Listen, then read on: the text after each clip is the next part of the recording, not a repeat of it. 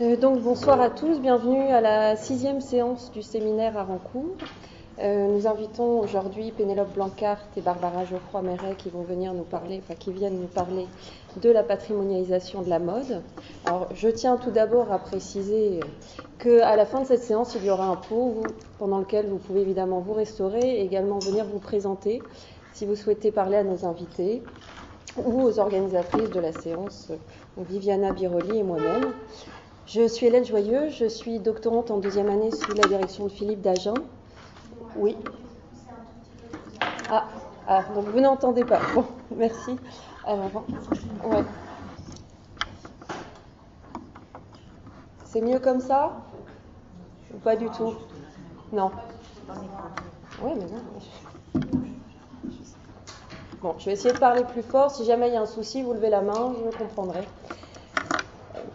Donc, il y a un certain nombre d'années de cela, durant la première partie de mes études, je voulais faire un mémoire de Master 1 sur la mode. J'étais alors allée voir un maître de conférence qui travaillait dans le domaine des arts décoratifs, qui inclut la mode, pour lui proposer un sujet. Je me souviens de lui avoir expliqué mon projet, je me souviens également encore de sa réponse, dite avec un mépris cinglant « Mais je ne fais pas de la mode, mademoiselle ». J'ai découvert il y a un an de cela que ce maître de conférence animait désormais un séminaire sur la mode.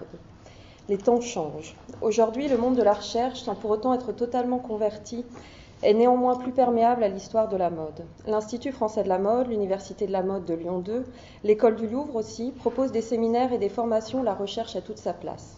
L'université elle-même, petit à petit, joue un rôle. Nous sommes désormais de plus en plus nombreux, en tant que doctorants, à pouvoir écrire sur ce sujet. Le chemin est toujours ardu pour faire entendre sa voix dans ce domaine, mais il existe. Car longtemps, dans la sphère intellectuelle des chercheurs et des conservateurs de la mode, la mode, en dehors de quelques spécialistes passionnés et souvent autodidactes, faute de formation spécialisée, était considérée avec condescendance et circonscrite à un espace modeste, celui dédié à la futilité. Longtemps, l'histoire de la mode a été reléguée à la marge des investigations intellectuelles, rares étaient ceux qui osaient s'y consacrer. Le mépris intellectuel envers la mode n'est pas nouveau, il a même une histoire idéologique à part entière, mais c'est une autre histoire. Pourtant, nombre de musées tels que le Metropolitan Museum of Art, le Victorian and Albert Museum, le Kyoto Institute, le Palais Galliera ou encore le Musée des Arts Décoratifs possèdent depuis le début du XXe siècle de remarquables fonds, nés de donations particulières et de collections privées. Longtemps, ces musées ont proposé une programmation cantonnée à des expositions certes pédagogiques, mais souvent restreintes à des problématiques et scénographies classiques. On considère que la première étape vers ce qui constitue la scène muséale de la mode telle qu'elle existe aujourd'hui a été initiée par Diana Vreeland.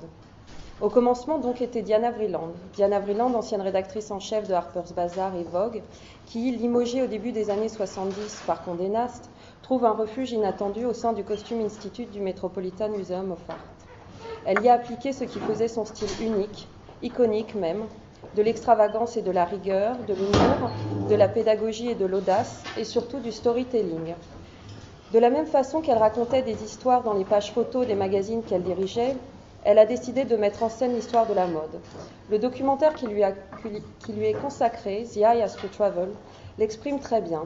C'est elle la première qui met en scène l'histoire de la mode en créant de véritables scénographies, la première qui consacra une exposition monographique à un couturier de son vivant, Yves Saint Laurent 1983, qui fit des vernissages du département mode du Met des événements à la fois mondains et culturels, permettant ainsi de médiatiser les fonds exceptionnels de ce musée dans ce domaine et amener le grand public à les découvrir.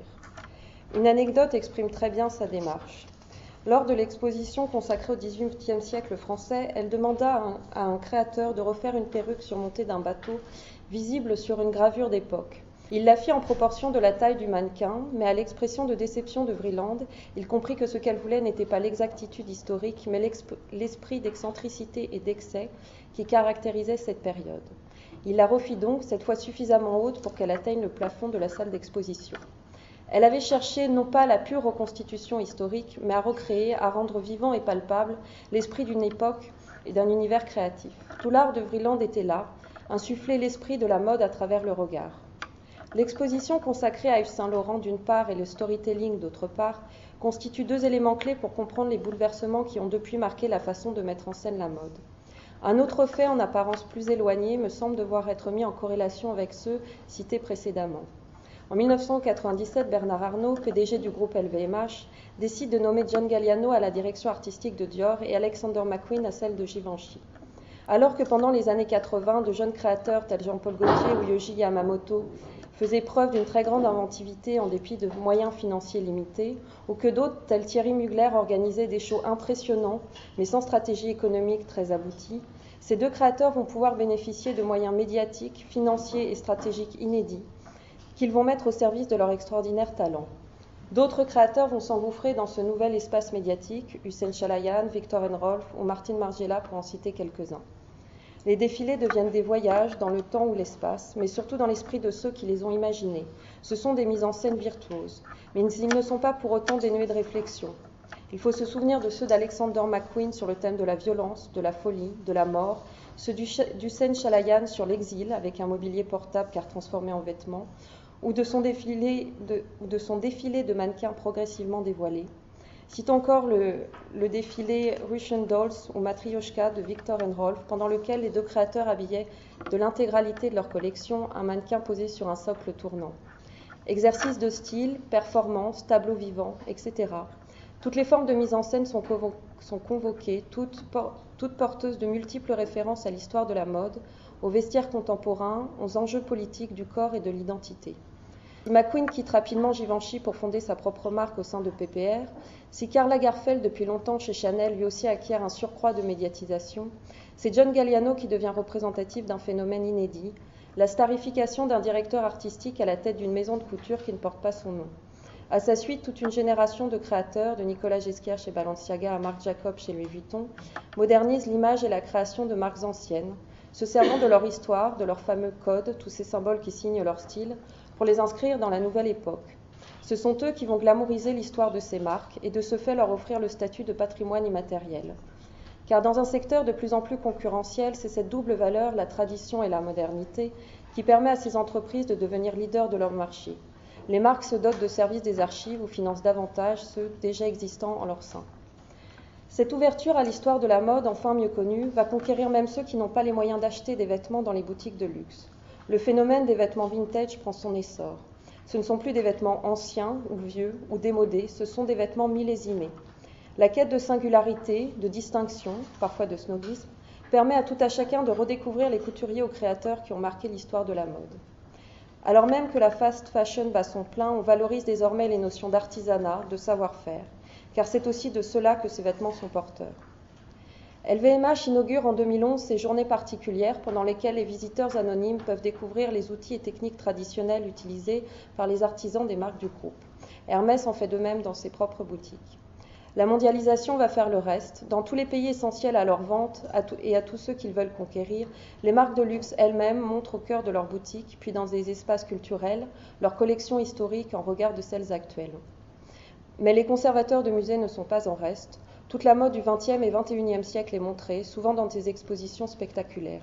La mode s'impose même dans les institutions qui n'en sont pas spécialistes. Au musée Bourdelle en 2011, où les créations de Madame Gray sont intelligemment mises en regard avec l'histoire de la statuaire. Au musée d'Orsay avec l'impressionnisme et la mode en 2012. On atteint là une nouvelle étape, celle du dialogue avec les artistes. Bien sûr, cette démarche n'est pas nouvelle, et pourtant elle prend ici une autre dimension. Si de la moitié des années 90 à la fin des années 2000, les créateurs s'étaient appropriés les outils scénaristiques et réflexifs de la scène artistique, c'est désormais dans les musées aussi que le rapprochement se fait. Les performances de la comédienne Tilda Swinton, mise en scène par Olivier Saillard, conservateur du Palais Galliera, insufflent de la poésie et de l'imaginaire dans la façon de montrer la conservation des textiles, faisant de celle-ci et de l'histoire de la mode une création en soi. Les institutions culturelles mettent à l'honneur les activités artistiques des créateurs de mode, la photo pour Hedi Slimane et Karl Lagerfeld, ou la mise en scène pour Christian Lacroix, qui sera même commissaire d'une exposition au musée Ratu d'Arles pendant les rencontres photographiques de 2008, dont il dirigera par ailleurs une partie de la programmation. En parallèle, le cinéma s'intéresse de plus en plus aux grandes figures de la mode, 2 biopics pour Yves Saint Laurent, 2 autres pour Coco Chanel, de nombreux documentaires sur Karl Lagerfeld, mais aussi Valentino, Marc Jacobs, Raf Simons, Alexander McQueen, etc. Les biographies écrites se succèdent également, quelques pièces de théâtre telles Full Gallop consacrées à Diana Vreeland, qui décidément n'en finit plus d'être redécouverte. Les acteurs de la mode sont des personnages qui s'offrent fort bien au récit romancé car on leur prête un destin. On montre désormais une autre facette de ces acteurs, celle de collectionneurs. En 2011, le musée Dior de Granville propose Dior le bal des artistes et le musée Pouchkine de Moscou Dior and Artist, rappelant le passé de galériste du couturier, longtemps immergé dans le milieu artistique de son temps. La Fondation Pierre Bergé Yves Saint Laurent alterne les expositions tantôt centrées sur les créations du couturier, tantôt sur ses références artistiques, ou même sur des artistes contemporains chers à Pierre Bergé. Mais désormais, les grands collectionneurs ne sont plus les couturiers, mais les propriétaires de marques de luxe, tels François Pinault ou Bernard Arnault. Ce qui est somme toute logique, puisqu'ils ont à leur disposition les moyens financiers qu'exige une collection d'envergure, comme en leur temps Jacques Doucet, Hubert de Givenchy, ou Yves Saint Laurent et Pierre Bergé qui possédaient leur maison de couture. Si François Pinault, via son groupe PPR, désormais Kering, possédait des marques de jeunes créateurs à l'histoire nécessairement récente, Bernard Arnault, via LVMH, est le propriétaire de maisons historiques citées précédemment. C'est par le biais de l'une d'entre elles, Louis Vuitton, qu'il crée sa fondation. Bien que les expositions proposées par celle-ci relèvent strictement de l'histoire de l'art, elles n'en constituent pas moins l'un des éléments de la stratégie patrimoniale du groupe. Si la fondation sert le nom de Vuitton, la marque la plus connue de LVMH, Dior, sa seconde marque phare, multiplie depuis plusieurs années les expositions où des artistes sont invités à s'inspirer de l'histoire de la maison. Citons entre autres Christian Dior and Chinese Artist en 2008 au Centre Ullins de Pékin, ou encore Miss Dior au Grand Palais en 2013, puis également au Centre Ullins de Pékin en 2015. Au-delà des polémiques médiatiques et de la condescendance de principe des détracteurs du luxe, il est intéressant d'écouter le témoignage des artistes. Ainsi, Carole Benzaken, qui a œuvré pour Miss Dior, y a pu trouver les moyens de réaliser une œuvre, Arborescence, qui fait écho à sa démarche globale, tout en s'inspirant de Miss Dior, parfum dont le nom est lié à Catherine Dior, sœur de Christian, grande résistante et déportée. Arborescente rejoint à bien des égards certains de ses travaux pour Sa vive, exposition du Musée d'art et d'histoire du judaïsme en 2011. L'artiste dit ceci. La notion d'histoire m'a également beaucoup intéressée au sens où Miss Dior a été créée en 1947. Cela ne peut pas être innocent. Miss Dior naît dans un effort de surgissement du beau sur un tas de cendres. Dans la mémoire de ce parfum, il y a comme une envie de vivre. L'espace culturel Louis Vuitton, situé au dernier étage de la boutique de la marque aux Champs-Élysées, a quant à lui fait appel à l'artiste Myriam Meshita pour une œuvre de commande dans le cadre de l'exposition Astralis en 2014. Cela a permis à l'artiste de collaborer une nouvelle fois avec la manufacture de Sèvres, autre lieu du savoir-faire traditionnel français. Bien que le thème de l'exposition ne soit que symboliquement en rapport avec le récit de la marque, à travers la notion de voyage, l'artiste considère que le travail artisanal dont elle a été témoin tout au long des mois de préparation de l'exposition a constitué un environnement bénéfique de travail. Je cite ici ces mots. « Au départ, je séparais les deux, la boutique et le centre d'art, mais c'est plus lié que cela. Parce qu'il y a un respect du savoir-faire et qu'il y avait plus de corrélation avec l'art, l'artisanat. Il n'y avait pas tant de distinction que cela. Louis Vuitton, c'est quand même le fleuron du haut de gamme français. C'est pour ça que j'ai voulu que tout soit élégant. La manufacture, c'est obligé pour moi que ce soit associé à ça, car ce sont des rapports de savoir-faire, dans la minutie, dans la précision des gestes. Je ne vois plus Vuitton de la même manière. Il y a une élégance des gestes, de la pensée. Comme on le voit, la patrimonialisation de la mode prend des chemins inédits, car le patrimoine de la mode, au-delà des vêtements, est aussi constitué d'un récit qui fait histoire. Ce récit brodé autant de matérialité par le biais des objets qui témoignent, que d'immatérialité à travers ses acteurs disparus, ses anecdotes parfois légendaires, ses valeurs et traditions et ce qu'on en retient. Et puis le patrimoine de la mode, c'est aussi aujourd'hui, c'est-à-dire ce qu'on fait de cette histoire, la part que l'on écrit nécessairement a posteriori, la part que l'on invente aussi, en un mot, la création. Je laisse maintenant la parole à Pénélope Blancart et Barbara Geoffroy-Méret qui vont nous exposer leur propre point de vue sur la patrimonialisation de la mode. Alors, je vais commencer. Je me présente, je suis Barbara Geoffroy. Je travaille pour le musée Christian Dior de Granville et je suis détachée depuis un certain nombre d'années, depuis le début en fait, depuis 1997, chez Dior Héritage au sein de la maison de couture. Et donc,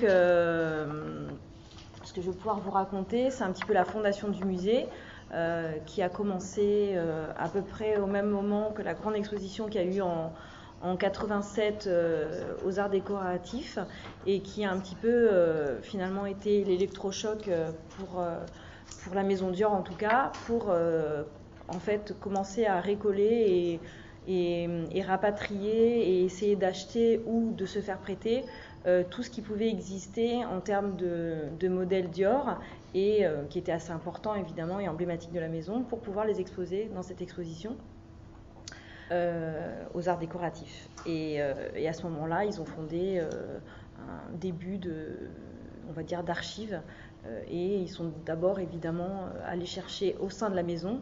Il y avait des tas de gens qui avaient gardé des tas de choses, des dessins originaux, et tout le monde est venu apporter ce qu'ils avaient gardé dans leur placard. Et puis évidemment des grandes clientes qui ont bien voulu prêter ou donner leurs vêtements. Donc il y a eu un début comme ça, et en même temps, en parallèle, en 87, le fondateur du musée Dior, lui aussi s'est dit qu'il y avait une maison, la maison natale de Monsieur Dior. Alors il n'y est pas né, mais il y a vécu d'essai un an, donc la Villa Les Rums, qui était un petit peu, on va dire, à l'abandon, qui appartenait à la ville. Les jardins appartenaient aussi à la ville, parce qu'ils avaient été rachetés à peu près en 1932, suite au krach boursier de 29 aux États-Unis, qui s'est répercuté en France un peu plus tardivement, et qui a fait que la famille Dior a perdu pas mal de son patrimoine et a dû tout vendre. Donc en fait, cette maison était un peu à l'abandon, elle accueillait des officiers, elle était un peu détruite, etc. Et donc Monsieur Dufresne, qui était conservateur au musée Anacréon de Granville, a décidé d'aller frapper aux portes de LVMH pour essayer de se faire aider pour fonder le musée Dior. Alors il n'avait pas tout à fait l'idée, il ne savait pas si c'était une fondation, etc.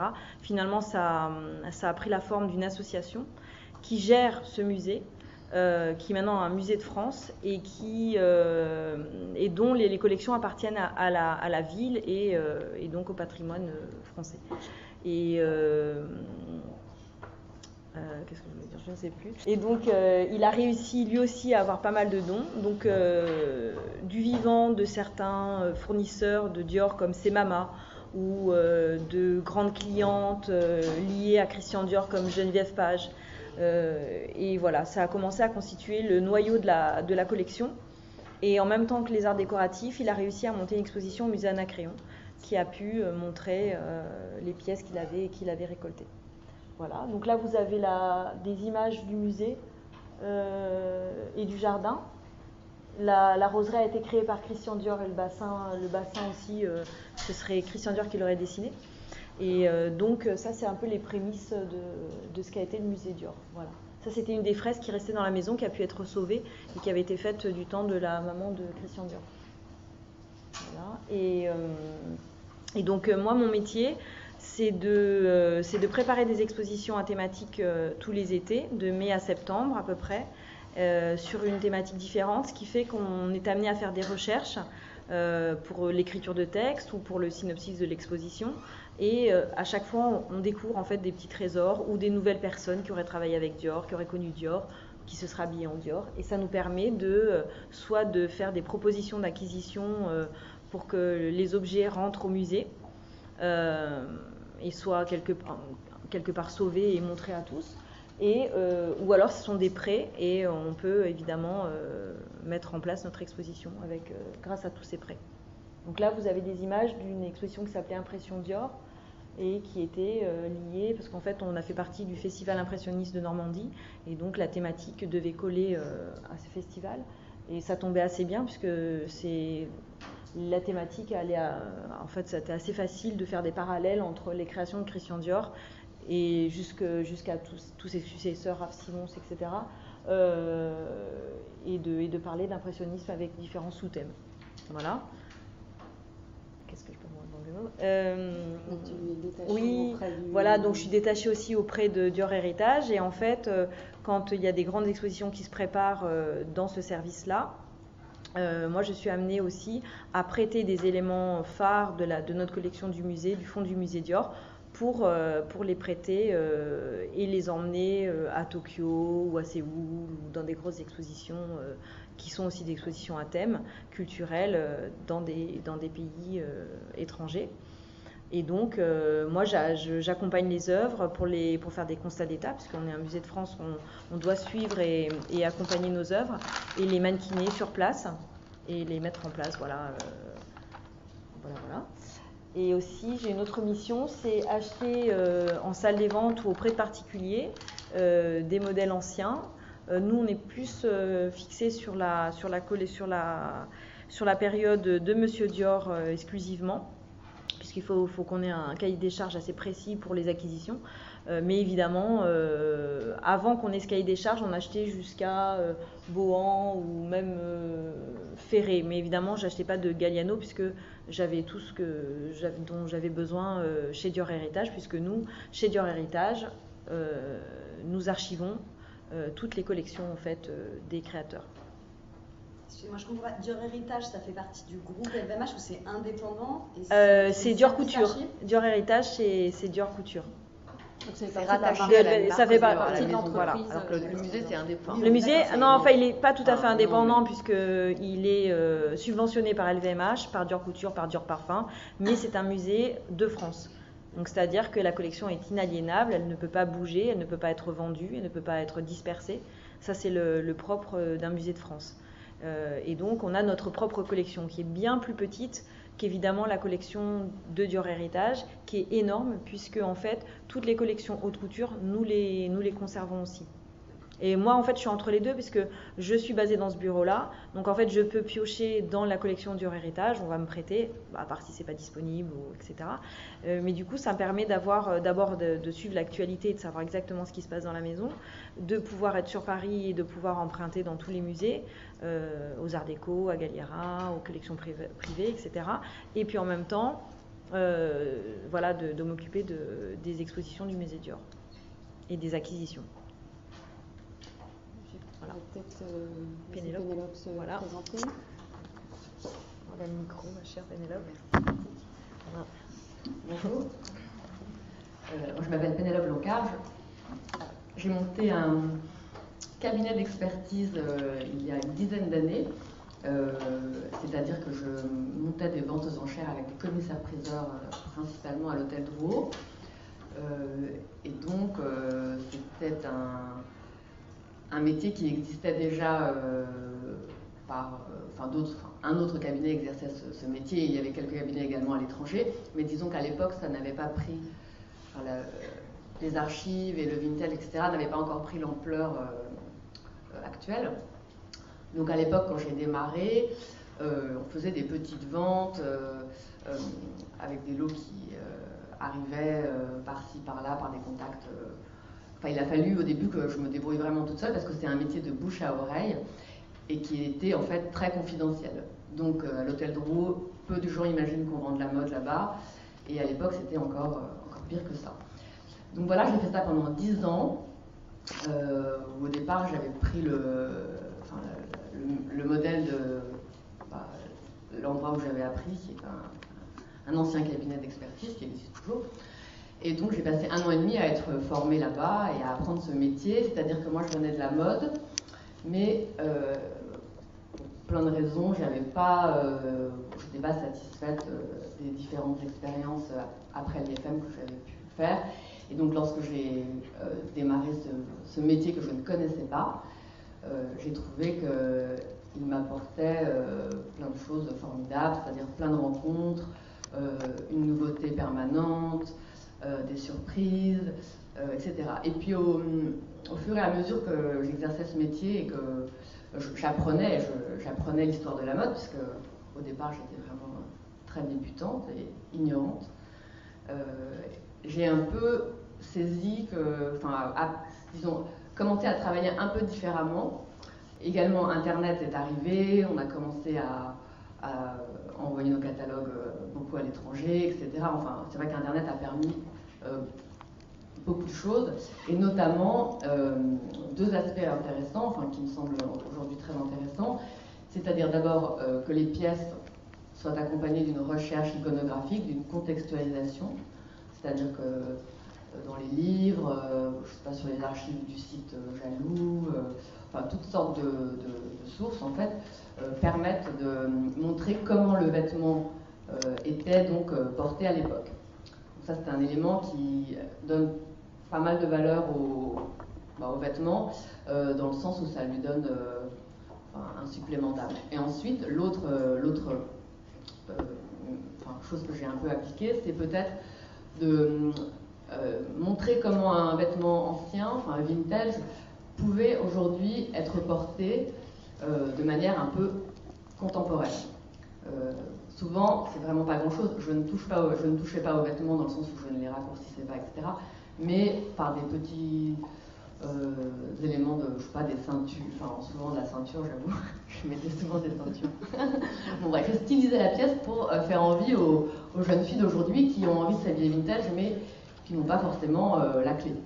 Voilà, donc ça a été un peu la particularité de mon cabinet pendant ces 7 dernières années, on va dire, où on s'est bien amusé. J'ai des anciennes stagiaires qui sont là, et je leur dis bonjour et encore merci, parce que ça a été un travail de longue haleine, mais une super aventure, etc. Et puis depuis donc janvier, j'ai intégré en fait la maison de vente Arcurial, avec qui je travaillais depuis 5 ans déjà, pour en fait diriger le département qui est dédié à Hermès et au fashion art. Donc le département Hermès existait déjà chez Arcurial, c'était une entité autonome, et en fait il a été, on a pensé qu'il était intéressant de réunir la mode et les fashion arts, c'est-à-dire les arts de la mode au sens large, avec Hermès qui finalement fait partie de ce domaine et qui avait une synergie intéressante. Donc voilà, donc je suis arrivée chez Arcurial. Donc pour moi c'était formidable, j'imagine. Enfin, j'ai pris ça comme un succès en tous les cas. L'idée de faire mes bébés fashion n'a pas été si difficile finalement, c'était mon bébé, mais il m'a permis d'arriver là où je suis arrivée. Et maintenant il s'agit de remettre en pratique donc voilà, ces travaux de recherche qui accompagnent les pièces et que je pense qui ont rendu mon travail intéressant et apprécié par les professionnels de la mode et des musées, et également de pouvoir à nouveau peut-être ajouter une patte stylistique dans la présentation des vêtements.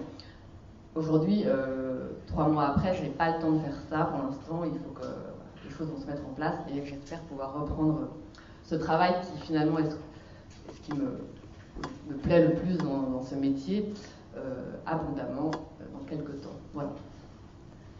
Donc, juste sur le PowerPoint, vous verrez, il y a des exemples un peu en vrac comme ça de pièces qui ont été vendues aux enchères avec... terminé ? On va la mettre en boucle, hein, si ça ne s'ennuie pas. Je ne sais pas comment on fait en revanche, vous savez comment Je fais défiler sans diaporama. C'est mieux en PowerPoint, j'ai tout oublié. Il recommencera Il va recommencer. Voilà, donc je vous ai mis évidemment des pièces de la maison Dior, mais également d'autres choses plus récentes, parce que en fait ce qui est intéressant aussi, c'est que le marché le second marché pour la mode et pour les pièces vintage est en perpétuelle évolution.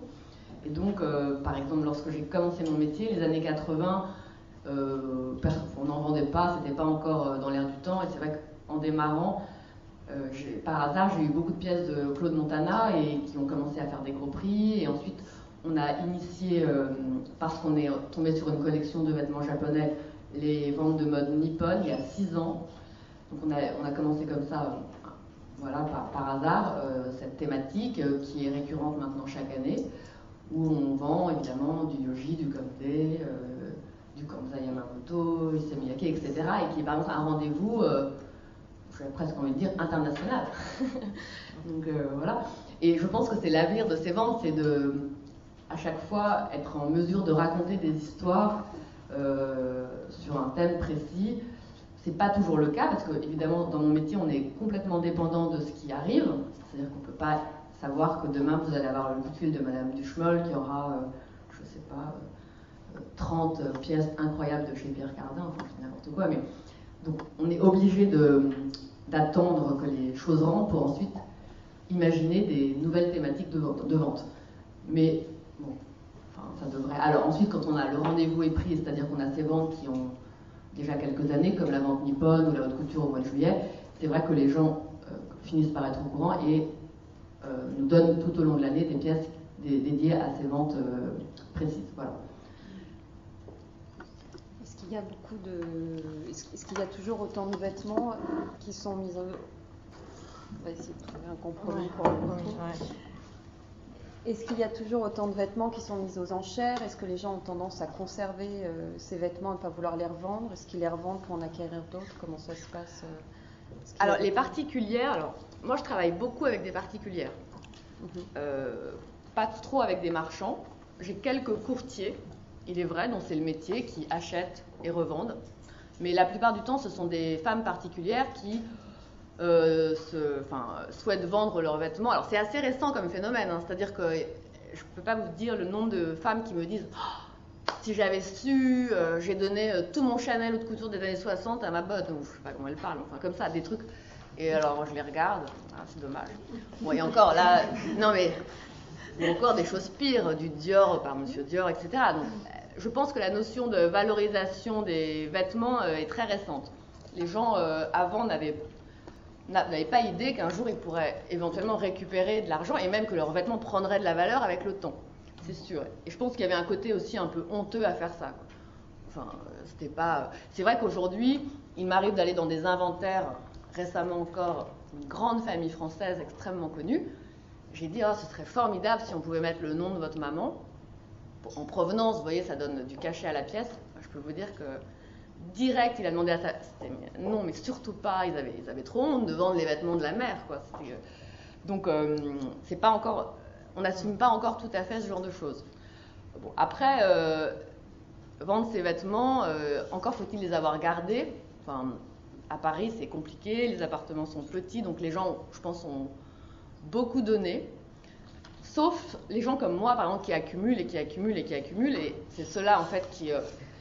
sont intéressants dans mon cas, c'est qu'ils ont gardé plein de trucs et que lorsqu'ils viennent à oh bah c'est le truc qui traîne dans la cave depuis 30 ans, mais pour moi c'est formidable, c'est une des premières pièces de Comme des garçons. Je me dis et la fille tout d'un coup elle me donne le truc troué et la pièce fait je sais pas 8 000 €. Ouais.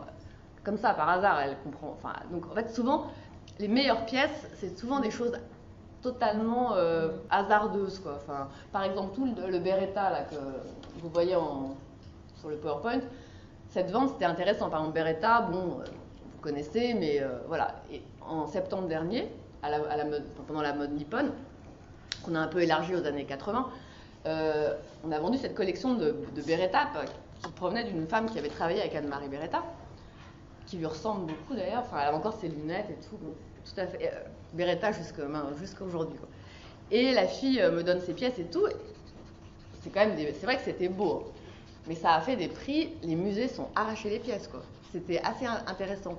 Et ça, je trouve que par exemple, c'est un aspect super intéressant dans mon métier, c'est de refaire découvrir à notre génération, et même à la génération des gens de 20 ans, des marques qu'ils n'ont pas forcément connues à l'époque, puisque soit ils étaient trop petits, soit ils n'étaient pas nés. Et par exemple, ça va être le cas, là, on vend toutes les archives d'Elisabeth de Senneville. Alors ça, c'est très très amusant, parce que Elisabeth de Senneville, vous connaissez peut-être comme ça de nom. Et en fait, cette femme, elle était hyper avant-garde et visionnaire. Et en redécouvrant son travail 40 ans après, on se rend compte déjà toute la pertinence de son discours à l'époque. Et surtout, lorsque je vois aujourd'hui vous savez, il y a eu des défilés avec des couvertures de survie dorées. Il y a eu même la campagne de Chanel avec, par exemple, les horaires d'aéroport là sur les tissus. C'est d'une proximité avec son travail d'époque, c'est très intéressant de pouvoir établir des passerelles comme ça entre le passé et le présent. Alors voilà, ça c'est toujours un plaisir immense. On n'a pas toujours des collections entières comme ça à vendre. La plupart du temps, c'est un mélange de vêtements comme ci, comme ça. Ça peut être du Saint-Laurent rive gauche, un peu de choses, je sais pas. C'est pas toujours bien. Je pense que le travail de sélection justement est très important pour rendre ces ventes attractives et se différencier de tous les sites qui peuvent exister aujourd'hui et qui vendent du vintage. Essayer de comprendre quelle pièce aujourd'hui pour avoir... alors je parle vraiment pour des clientes qui vont s'habiller avec le vintage, pas les pièces patrimoniales. Mais en tous les cas, un des enjeux importants pour moi là, c'est de faire ce travail de sélection et de proposer des choses qui sont aujourd'hui désirable par une fille qui aime la mode de 20 à 50 ans ou à 60 ans et qui va s'approprier la pièce et la porter avec son propre style Et pas évidemment copier-coller comme c'était porté dans les années 50, 60 ou 70. Voilà, l'idée c'est de récupérer le vêtement et de se l'approprier en mélangeant ça avec des marques d'aujourd'hui, etc. Ça c'est... Tu parlais tout à l'heure de vêtements parfois qu'on te donne qui sont abîmés. Est-ce que tu fais appel à des restaurateurs? Jamais. Et comment ça se passe dans ces cas-là, quand il y a un vêtement dont tu considères qu'il est de valeur Soit c'est un vêtement patrimonial et auquel cas je le prends. Et il m'est arrivé de vendre des robes dans un état, mais je peux même pas vous dire.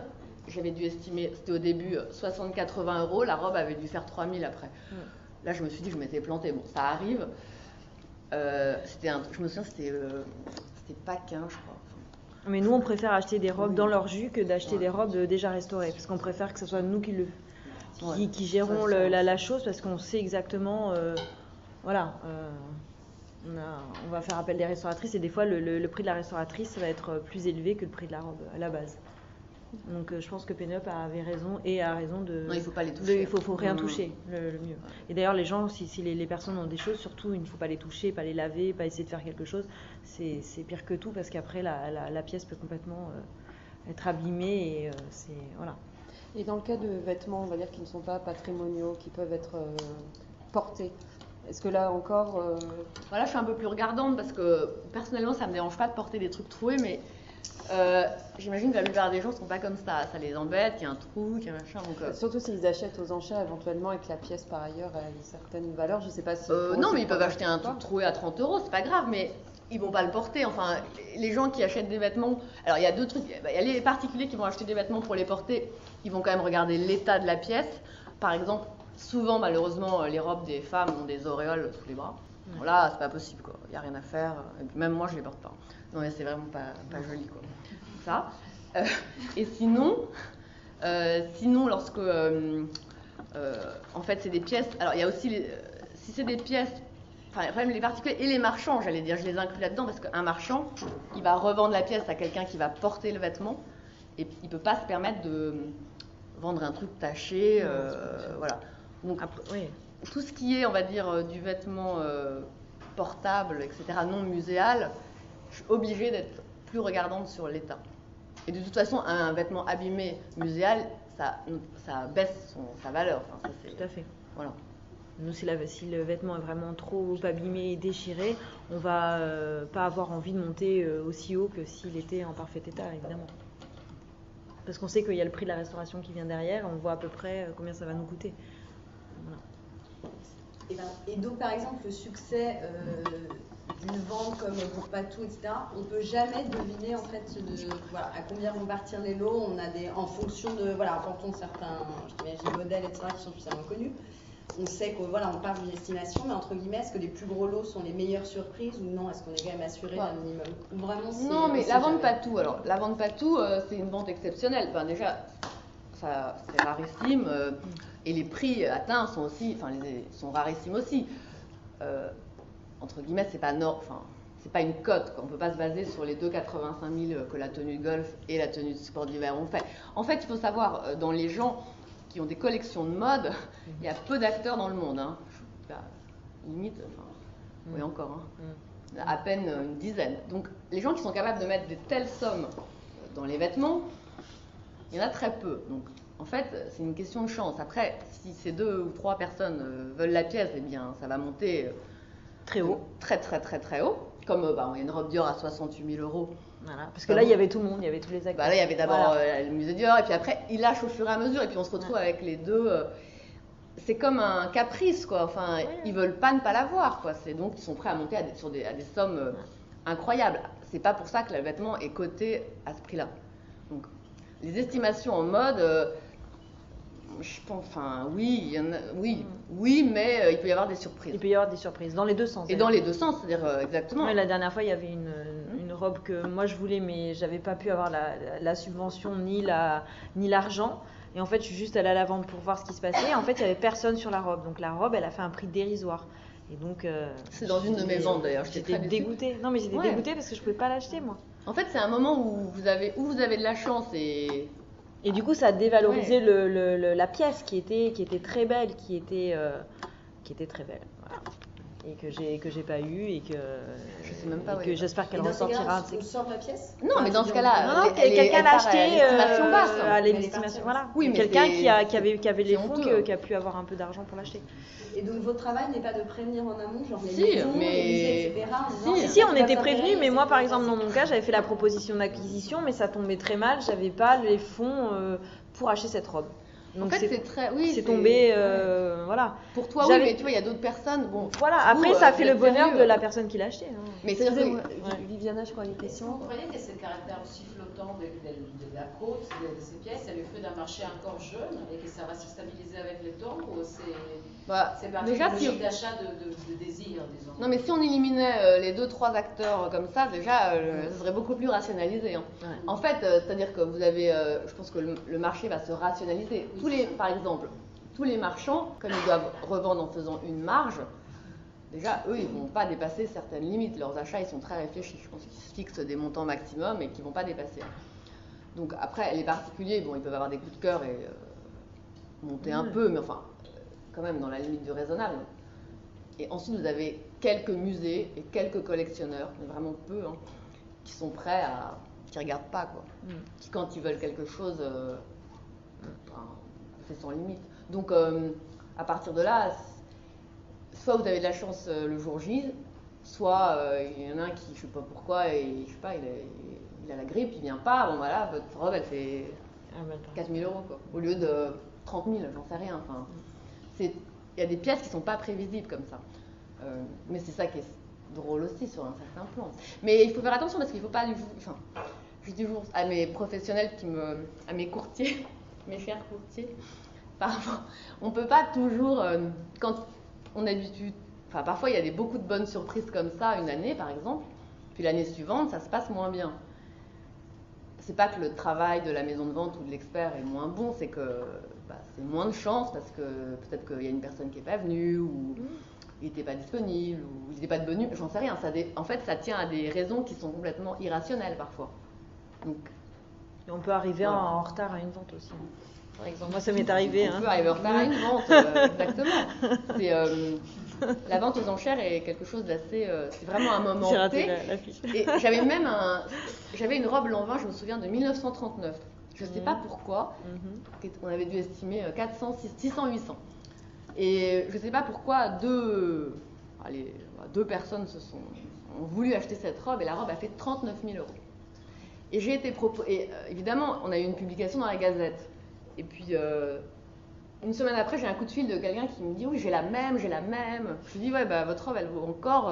moi, elle est quand même 1000, 2000. » « Quoi? Mais ça a fait 39 000 et tout ?» Je dis « Écoutez, je vais aller la proposer à l'underbidder, celui qui n'avait pas eu la robe. Même à 3 000 €, il n'en voulait plus. » Pour vous dire que c'est vraiment très particulier. C'est-à-dire il faut tous les éléments soient réunis à un moment T, mais... Quand vous dites que vous faites une estimation de ces robes Lanvin à 300, à 600, c'est quoi votre base, vos références? Comment vous cotez ces résultats? Alors oui, c'est pas une science exacte, mais on cote. C'est-à-dire, bon, on regarde un peu. Des fois la provenance déjà. Oui, mais ça fait du plus. Voilà, il y a plein à de choses qui rentrent en compte. Ouais, à la base, c'est le couturier. Alors pour ce genre de robe, le couturier, l'époque, parce que c'est comme dans la peinture, il y a des bonnes époques et des mauvaises époques. Il y a des gens qui arrivent avec du Yves Saint Laurent Rive Gauche des années 90, ils pensent qu'ils ont la 3e merveille du monde. Je leur dis que c'est même pas vendable, tellement c'est ringard. Donc en fait, non mais il y a des époques qui sont très importantes pour les couturiers. Donc il y a ça, la période. Ensuite, l'état de la robe, évidemment. Et bon, là, la robe de mariée des années 30, en général, c'est pas facile à vendre. Une robe de mariée des années 30, tout le monde s'en fout. C'est pas très intéressant, les robes de mariée. Je sais pas pourquoi, ce jour-là, tout le monde a voulu acheter des robes de mariée, mais ça a été une fois. Enfin, il faut... Donc... Et par quelle était portée aussi, c'est important. Oui, ça mais peut être important. Toi, tu l'as souvent, mais moi, j'ai rarement des gens avec des provenances connues. Oui, mais par exemple, quand il y a une vente sur, je sais pas moi, la calasse, forcément, même la petite culotte sont intéressantes à acheter. Oui, mais en France, c'est moins dans l'esprit les ventes autour de personnalités comme ça. Oui, il y en a quand même. Là, dernièrement, il y a la Panthéléne Rochasse. Oui, tout à fait. Et d'ailleurs, il y avait un très très beau modèle Dior qui est parti très très cher, qu'on n'a pas eu. De quoi, mais elle n'est pas passée la vente aux chasses. Non, pas la vente aux chasses, la vente. Je trompe. Ah, le Rothschild, Alain de Rothschild, excuse-moi. Ah. Oui. Tu vois, déjà c'était prémonitoire, on va rien avoir. Mais Rochas, tu t'en fiches. Oui, je m'en fous. On Non, sait mais jamais, elle a peut-être porté du Dior. Ah bah ouais. Je Ah, pensais qu'elle aurait que du Marcel. Mais non, mais pourquoi pas. T'as raison. Pas que du Marseille. Bon, en tous les cas, non, mais c'est vrai qu'évidemment, quand vous avez une provenance, c'est toujours très porteur pour la pièce.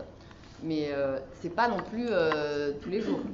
Et souvent, d'ailleurs, vous avez des provenances et malheureusement, On n'a pas le droit de le on dire. n'a pas le droit de le dire. Oui, c'est toute la différence avec les musées ou au contraire, enfin avec notamment avec Dior, Ah oui, où en ouais. général les personnes acceptent qu'on mentionne. Ouais. C'est rare qu'elles ne les acceptent pas. Ou nous, on fait des recherches sur une robe et on sait par qui elle a été portée.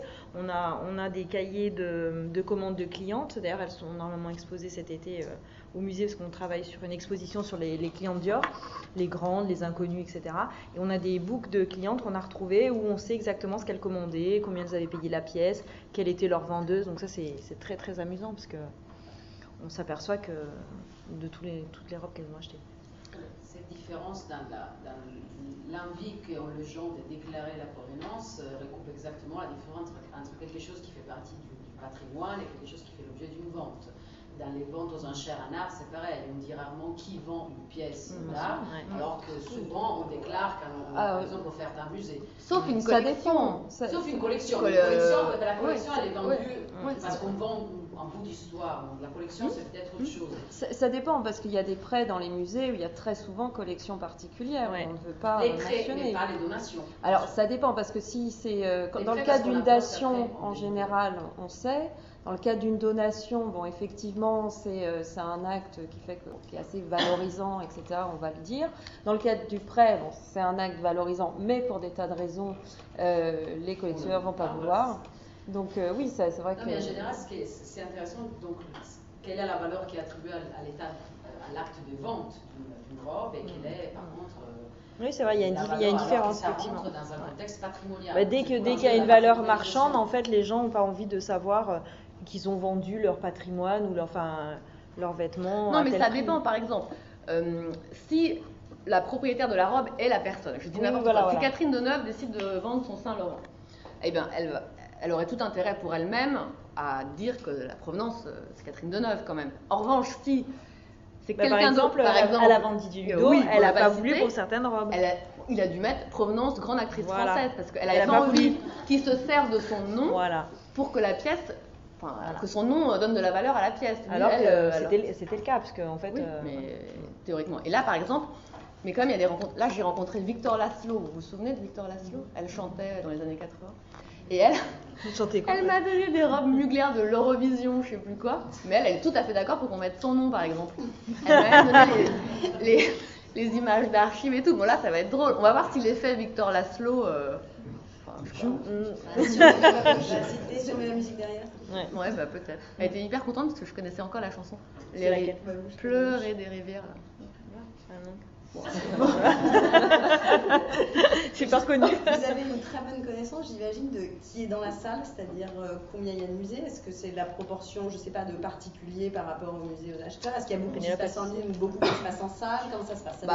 Alors, de plus en plus, Internet, évidemment. Internet et l'étranger. Heureusement, parce que par exemple, toutes les robes du soir, autant vous dire qu'en France, personne n'en achète.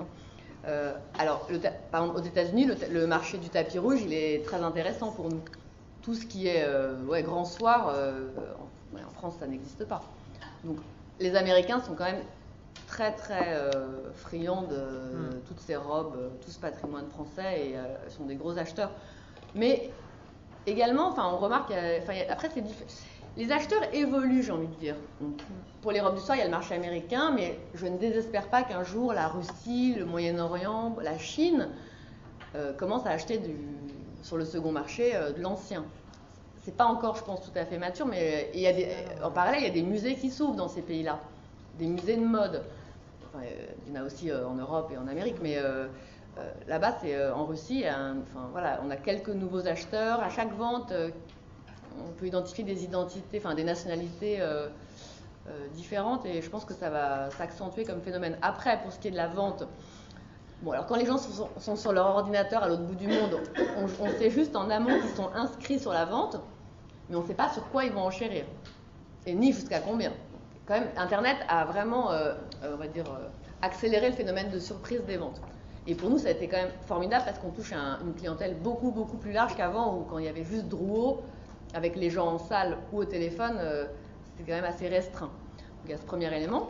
Ensuite, en ce qui concerne les musées et les maisons, quand elles rachètent leurs archives, alors, je ne dis pas que c'est pas fondé, mais ils sont un peu fous avec nous, c'est-à-dire qu'il ne faut pas qu'on soit au courant. Donc parfois, il y en a qui envoient, alors pas de fois, parce que envoie le stagiaire, il ne faut pas que ce soit au nom de la maison. Ah non, il y a vraiment beaucoup de petites stratégies pour qu'on ne sache pas qui a acheté.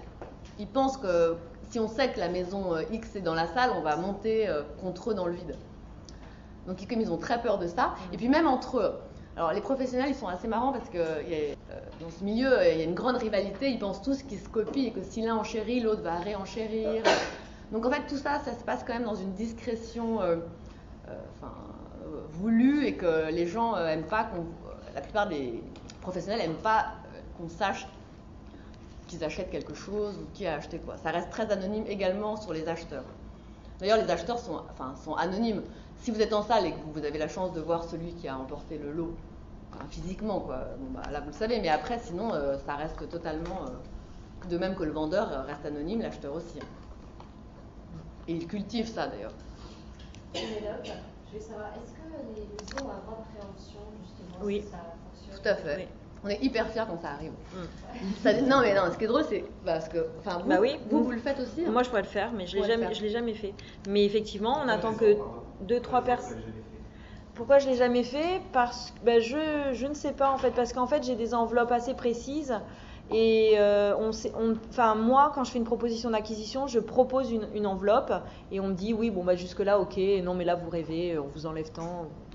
Et du coup, je peux pas le faire parce qu'en fait, il faut attendre que 2 personnes se soient battues. Donc, il faudrait vraiment que ça soit le hasard que ça arrive au prix de mon enveloppe. Donc, une fois qu'elles se sont battues et que, par exemple, ça arrive à 30 000 €, je pourrais faire préemption Musée Dior si c'est pile mon enveloppe. Et c'est jamais tombé comme ça. Donc, j'ai jamais pu le faire. Non, mais je pense qu'en effet, les musées... Alors, il faut savoir, les musées français... moi, j'ai remarqué, les musées français, ils achètent depuis très peu de temps. Je pense qu'avant, ils avaient eu beaucoup de donations. Et pas forcément d'argent. Alors, les musées américains et les musées privés ont beaucoup plus de fonds et sont très généreux. Lorsqu'ils veulent quelque chose, ils mettent le paquet. Mais récemment, les Français commencent à acheter un peu. Et notamment, on a eu pas mal de préemptions à la dernière vente japonaise. Sur des Art Déco et Galliera, des Art Déco et Galliera. Alors, c'était pas des prix dingues. Enfin, c'était plusieurs milliers d'euros, mais pas... Je pense que par exemple, pour Patou, là, les musées étaient là aussi, il y a eu des achats des musées, mais par exemple, les 2 pièces qui ont fait 85 000 €, je pense que peut-être Galliera ou les Arts Déco auraient été intéressés de les acquérir, mais là, 85 000 €, c'était pas possible.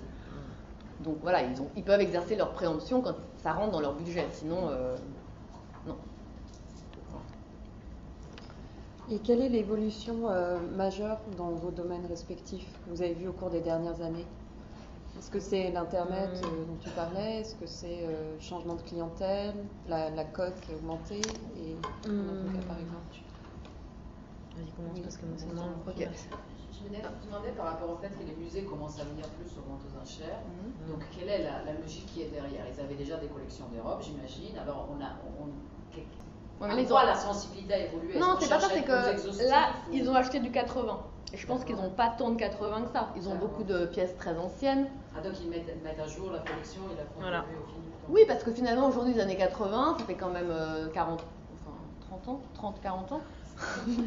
Et c'est vraiment une décennie intéressante. Et souvent, il faut du recul pour comprendre la pertinence d'une décennie. Et donc, en fait, les années 80, et les Japonais notamment, c'est quelque chose qui a vraiment marqué l'histoire de la mode.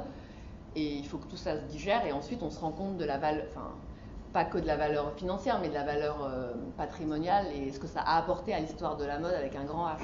Donc, souvent, ça met un peu de temps. Voilà. Et puis, je pense que c'est moins dans les mentalités aujourd'hui de donner au musée qu'auparavant. C'est ça. Avant, on avait beaucoup de donations, on en a beaucoup moins maintenant. Les gens, ils savent qu'ils peuvent gagner de l'argent aussi avec. Donc, Galliera et Art Déco, ils avaient des collections complètes d'une personne. Maintenant, ça se fait beaucoup moins parce qu'effectivement, comme le dit Pénélope, ça peut quand même valoir pas mal d'argent et Et après, tout le monde s'en mêle. En fait, quand il y a une histoire d'argent, c'est toute la famille. Mais pourquoi tu vas le donner au musée alors qu'on peut récupérer des sous? Enfin, voilà. Oui, dans les héritages, c'est vrai que... Voilà. Ouais, avant, la mode, ça se vendait pas. Voilà, ça se vendait oui, pas. ils se posaient pas les questions. Voilà. Maintenant, ça peut ramener quand même pas mal d'argent sur un certain plan. Ouais.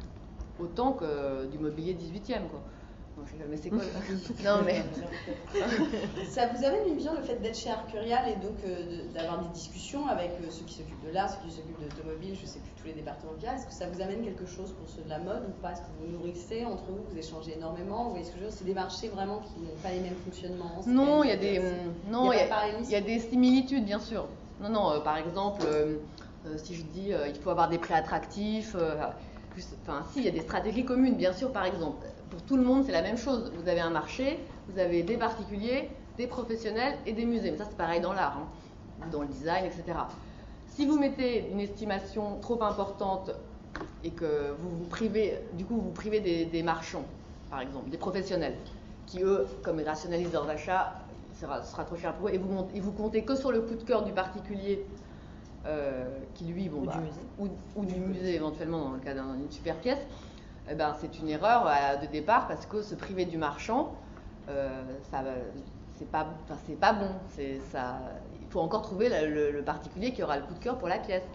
Par exemple, c'est vrai, par exemple, dans les sacs Hermès, aujourd'hui, c'était un marché extrêmement flamboyant pendant des années, et aujourd'hui, évidemment, juste au moment où j'arrive, c'est très difficile. Parce que... c'est pour ça qu'il faut que tu relèves le truc. Mais non, mais c'est compliqué parce que déjà les acteurs se sont multipliés. Enfin, vous avez les maisons de vente, toutes les maisons de vente en fond. Après, il y a les sites internet, il y a des nouvelles boîtes comme Collector Square, enfin des gros acteurs qui ont quand même de l'argent derrière pour faire de la pub, etc. Donc ce marché s'est complètement atomisé. Donc pour être compétitif, il faut avoir en fait, les estimations doivent être assez précises. Alors ça, c'est un autre marché aussi, l'accessoire, on n'en a pas beaucoup parlé, mais tout ce qui est sac, Hermès et Chanel notamment, il faut quand même... Avant, j'avais le sentiment qu'on vendait... Le Chanel, on le vendait à n'importe quel prix. C'était presque un peu pathétique, des trucs vraiment trop moches aussi, mais aujourd'hui... Non, mais aujourd'hui, je veux dire, il faut quand même faire attention au prix qu'on met. On peut plus... Alors, est-ce que je déteste me servir de cet argument, mais je pense que les top lots sont aujourd'hui les choses, pas 40 000 euros, 50 des choses extraordinaires de chez Hermès. Les gens extrêmement riches, ils n'ont pas le genre de problème, ils achètent. Mais tout ce qui est, je ne vais pas dire moyen, mais un peu moins extraordinaire et qui n'est pas commande spéciale, etc., les achats, les gens sont plus frileux dans leurs achats. Alors, est-ce que c'est la récession?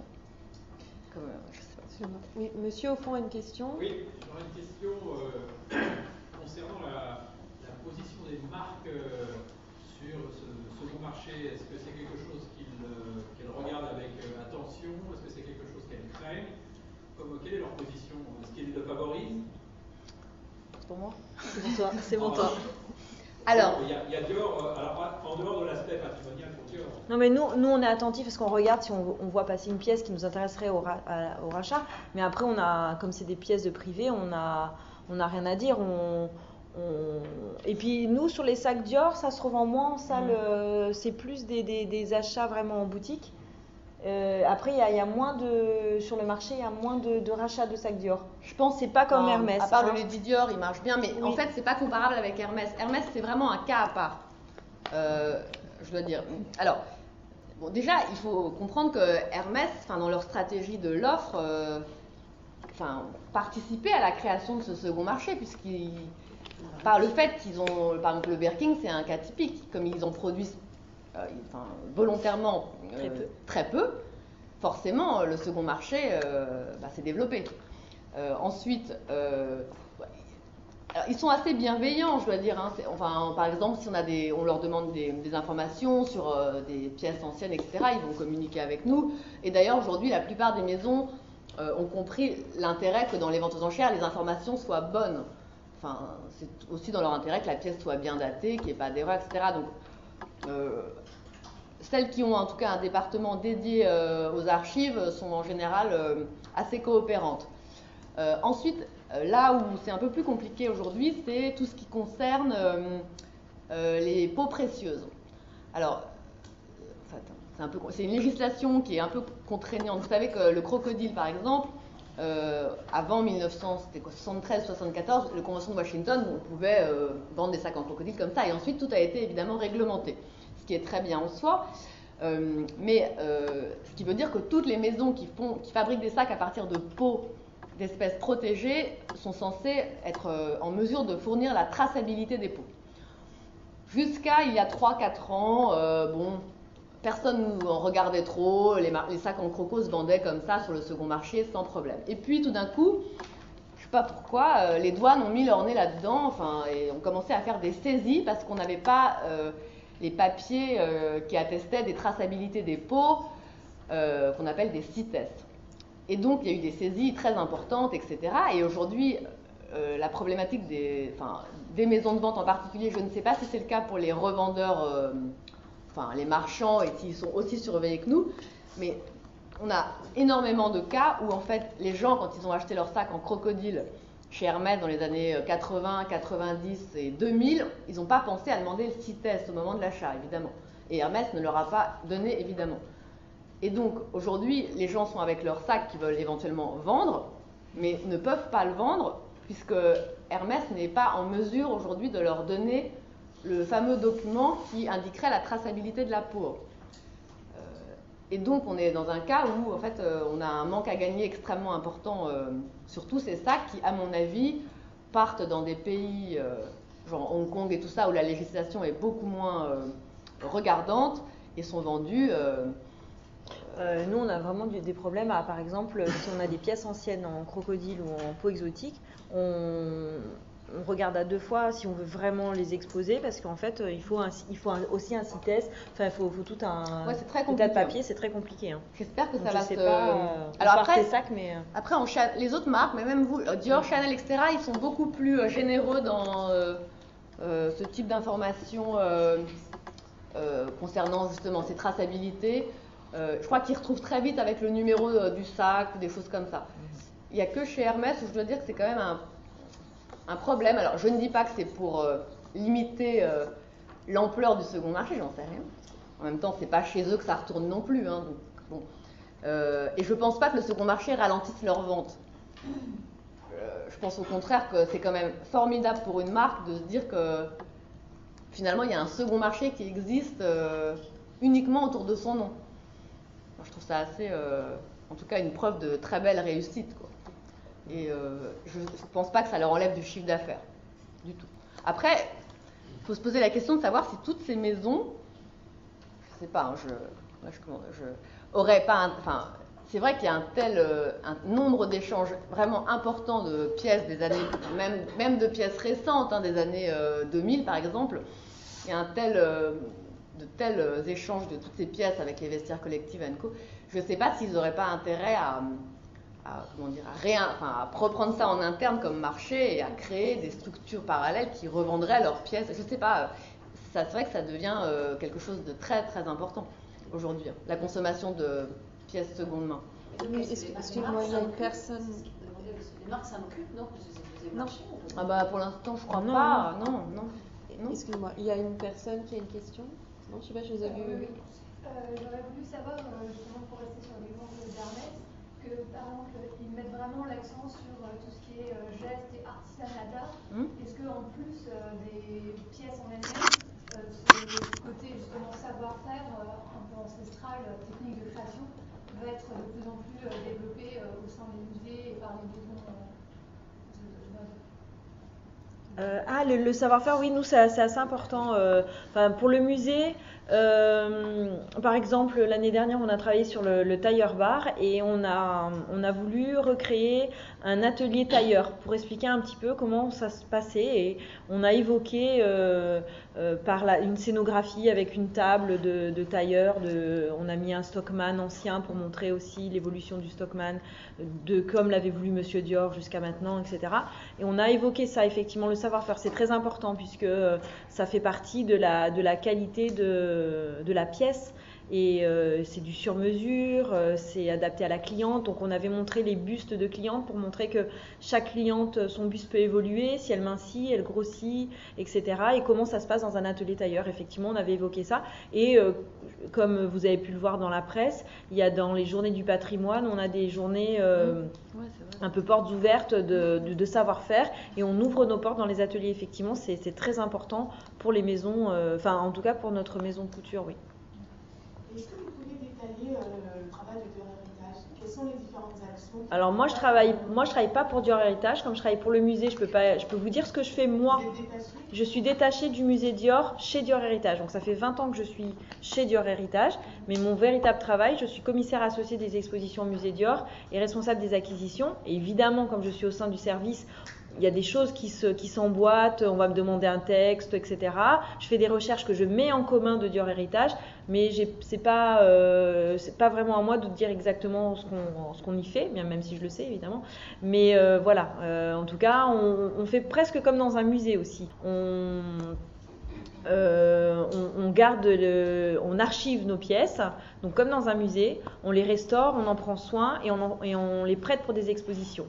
Soit des expositions au musée des Arts Déco, à Galliera ou dans des musées étrangers, ou soit nous-mêmes, on fait des expositions à l'étranger.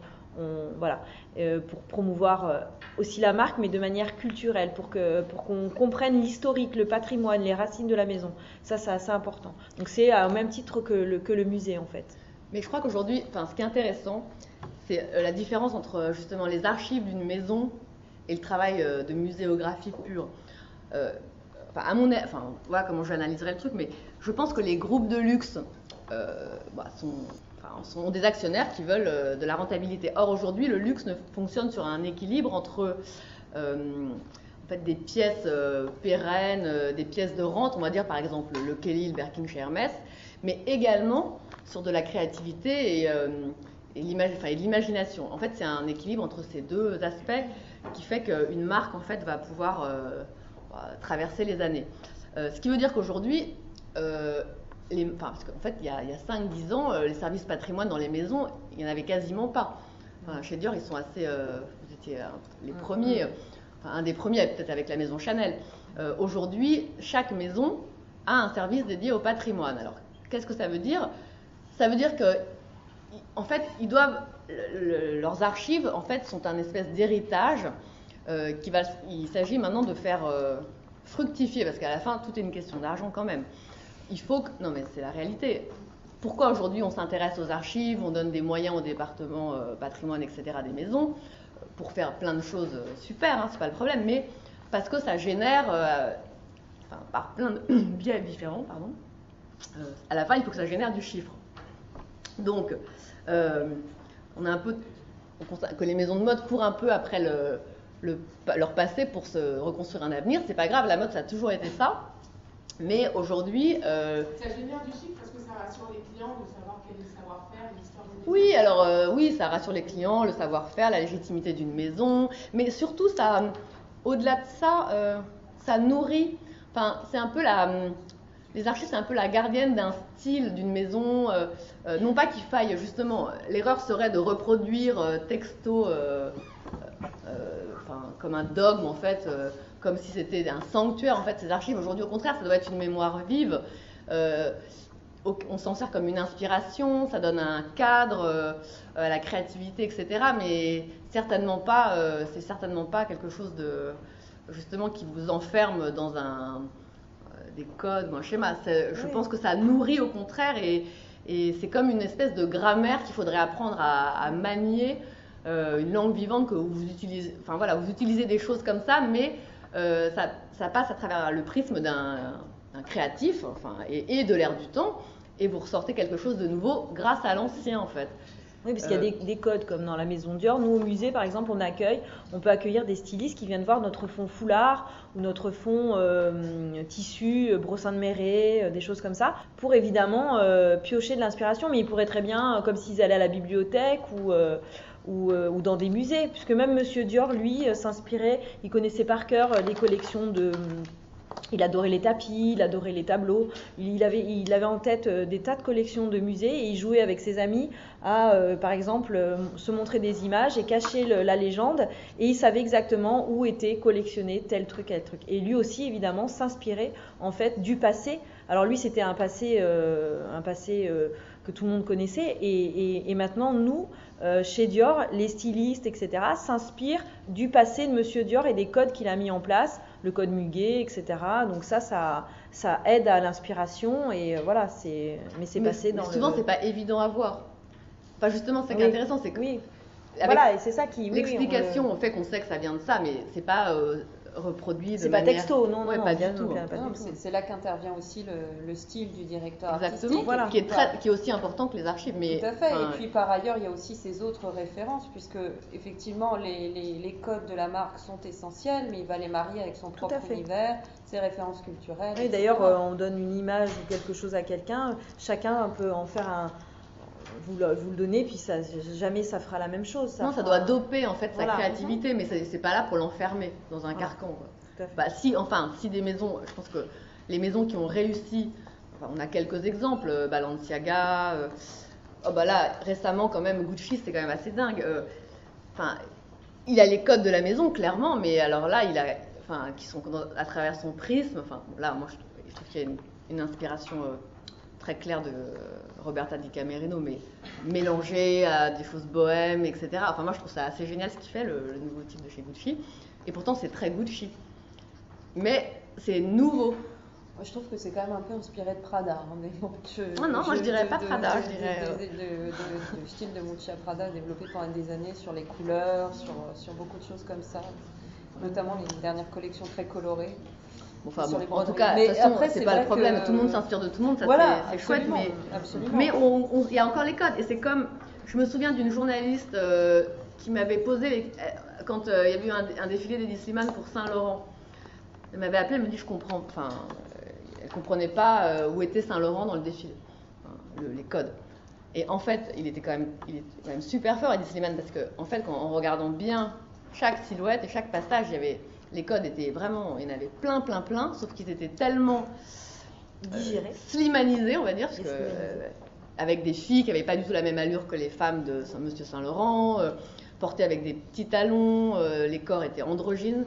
Tout ça faisait que le vêtement ne ressemblait plus du tout au vêtement initial, et pourtant c'était le nœud, la robe, le smoking, basique de chez Saint-Laurent, mais tellement twisté que... je trouvais ça assez fort comme jeu de... Et c'est là où je pense qu'il est très fort à chaque fois, Hedi Slimane. Il arrive à se resservir des codes tout en... Oui, mais ce qui est intéressant, par exemple, effectivement, avec Hedi Slimane, c'est qu'en même temps, lui-même est devenu une marque. Je veux dire, son nom est tel qu'il peut collaborer avec n'importe quelle marque. Ce sera toujours vu par Hedi Slimane, et c'est pour ça que, d'ailleurs, Saint-Laurent a vu son chiffre d'affaires considérablement augmenter sous la direction artistique d'Hedi Slimane. Pour cette raison, mais aussi parce que c'est bien ce qu'il faisait. Mais il était pas mal. C'est très portable et tout ça. Non, mais je conteste pas son talent. Je dis juste qu'il a allié son talent avec aussi un talent de stratégique vis-à-vis de lui-même. Et c'est très bien parce que ça valorise justement son talent. Parce que parfois on peut être talentueux mais pas savoir valoriser son travail. Lui, sait faire les deux. Mais ce que je veux dire par là, c'est que les entreprises, les maisons de couture sont certes devenues des marques, notamment des marques de luxe, mais les créateurs eux-mêmes, aujourd'hui, deviennent des marques aussi. Oui, mais il n'y en a pas, mais c'est pas tant ça. Non, mais il y en a quoi? Il y en a 5 comme ça. Mais il y en a peu, parce qu'effectivement. Et d'ailleurs, on est plutôt à la mode des DA un peu discrets. Oui, pour l'instant, mais... Oui. Alors, il y a un peu les deux, parce qu'il y a effectivement Hedi Slimane qui reste dans le côté, on va dire star, mais discret en même temps, parce que finalement on le voit peu. Tu voulais faire un commentaire? Non, une blague. Commentaire discret, une blague. Vous avez juste parlé comme ça de vos concurrents, entre guillemets, direct par indirect, qui peuvent être Vestiaire Collective, Collector Square, etc. Est-ce que eux participent au phénomène justement de patrimoine de la mode, etc. Est-ce que pour vous c'est un métier différent et c'est en ça que c'est pas complètement des... Mais vous en parlez peu alors que ça se développe quand même énormément et que autant c'est des ventes de seconde main, etc. Mais ils sont aussi capables, sans le savoir, de récupérer des pièces anciennes, etc. Ils le savent pas souvent. Ils le savent pas. Ils savent même pas ce qu'ils vendent à ce niveau-là.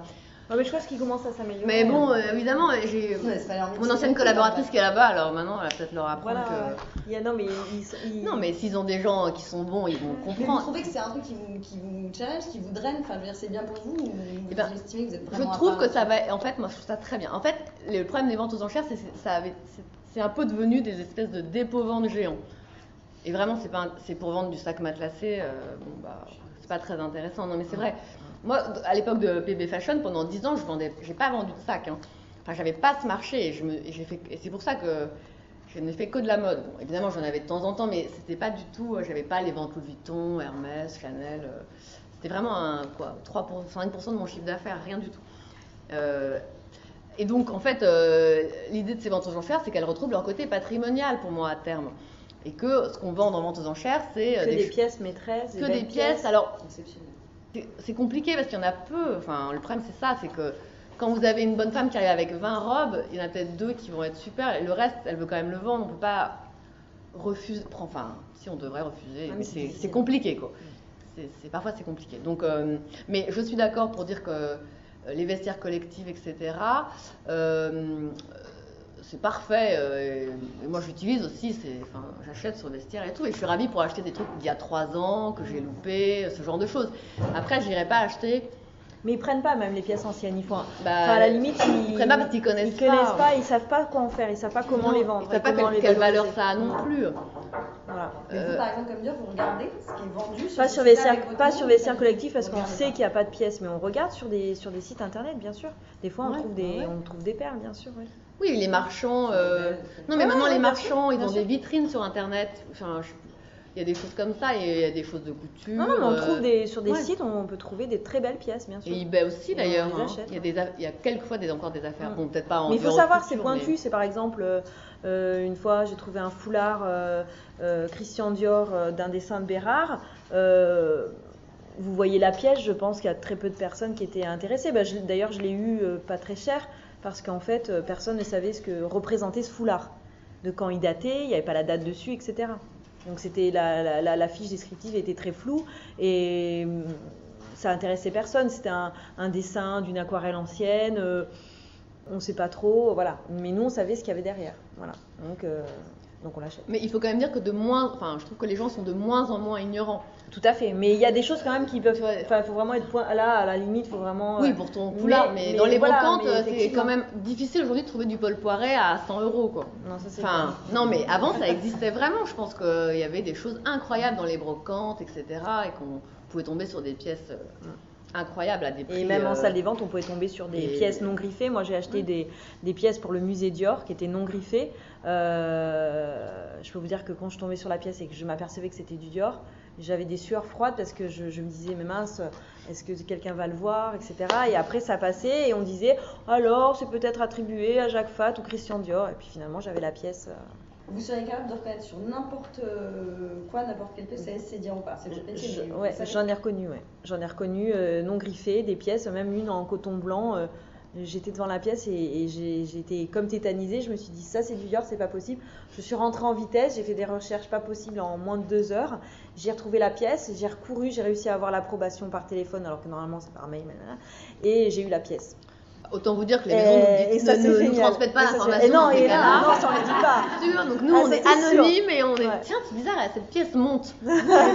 J'ai dû louper quelque chose. Ça arrive parce qu'il y a il y a des gens bien meilleurs. Enfin, pour moi en tout cas, il y a des gens. En général, les acheteurs, les super acheteurs, ils connaissent mieux la mode, tout que moi. Donc ils vont voir des choses que j'ai pas forcément. Mais oui, tu peux pas tout connaître parce que toi, tu as le panel de toutes les marques, alors que moi, je suis focalisée sur Dior. Donc forcément, quand j'en vois une. Plus facile pour moi. Mais on n'aime pas trop quand ça arrive. Après, je t'ai pas dit, c'était la robe machin. En fait, c'était Martine. Tu l'as pas reconnue? Vous sentez qu'il y a de plus en plus d'engouement pour ce type de métier, qu'on parle des archives des maisons et tout? Oui, on a de plus en plus d'étudiants qui nous envoient leur CV. Et puis comme le disait, moi j'ai fait l'école du Louvre. Il n'y avait pas du tout de choses sur la mode à l'école du Louvre.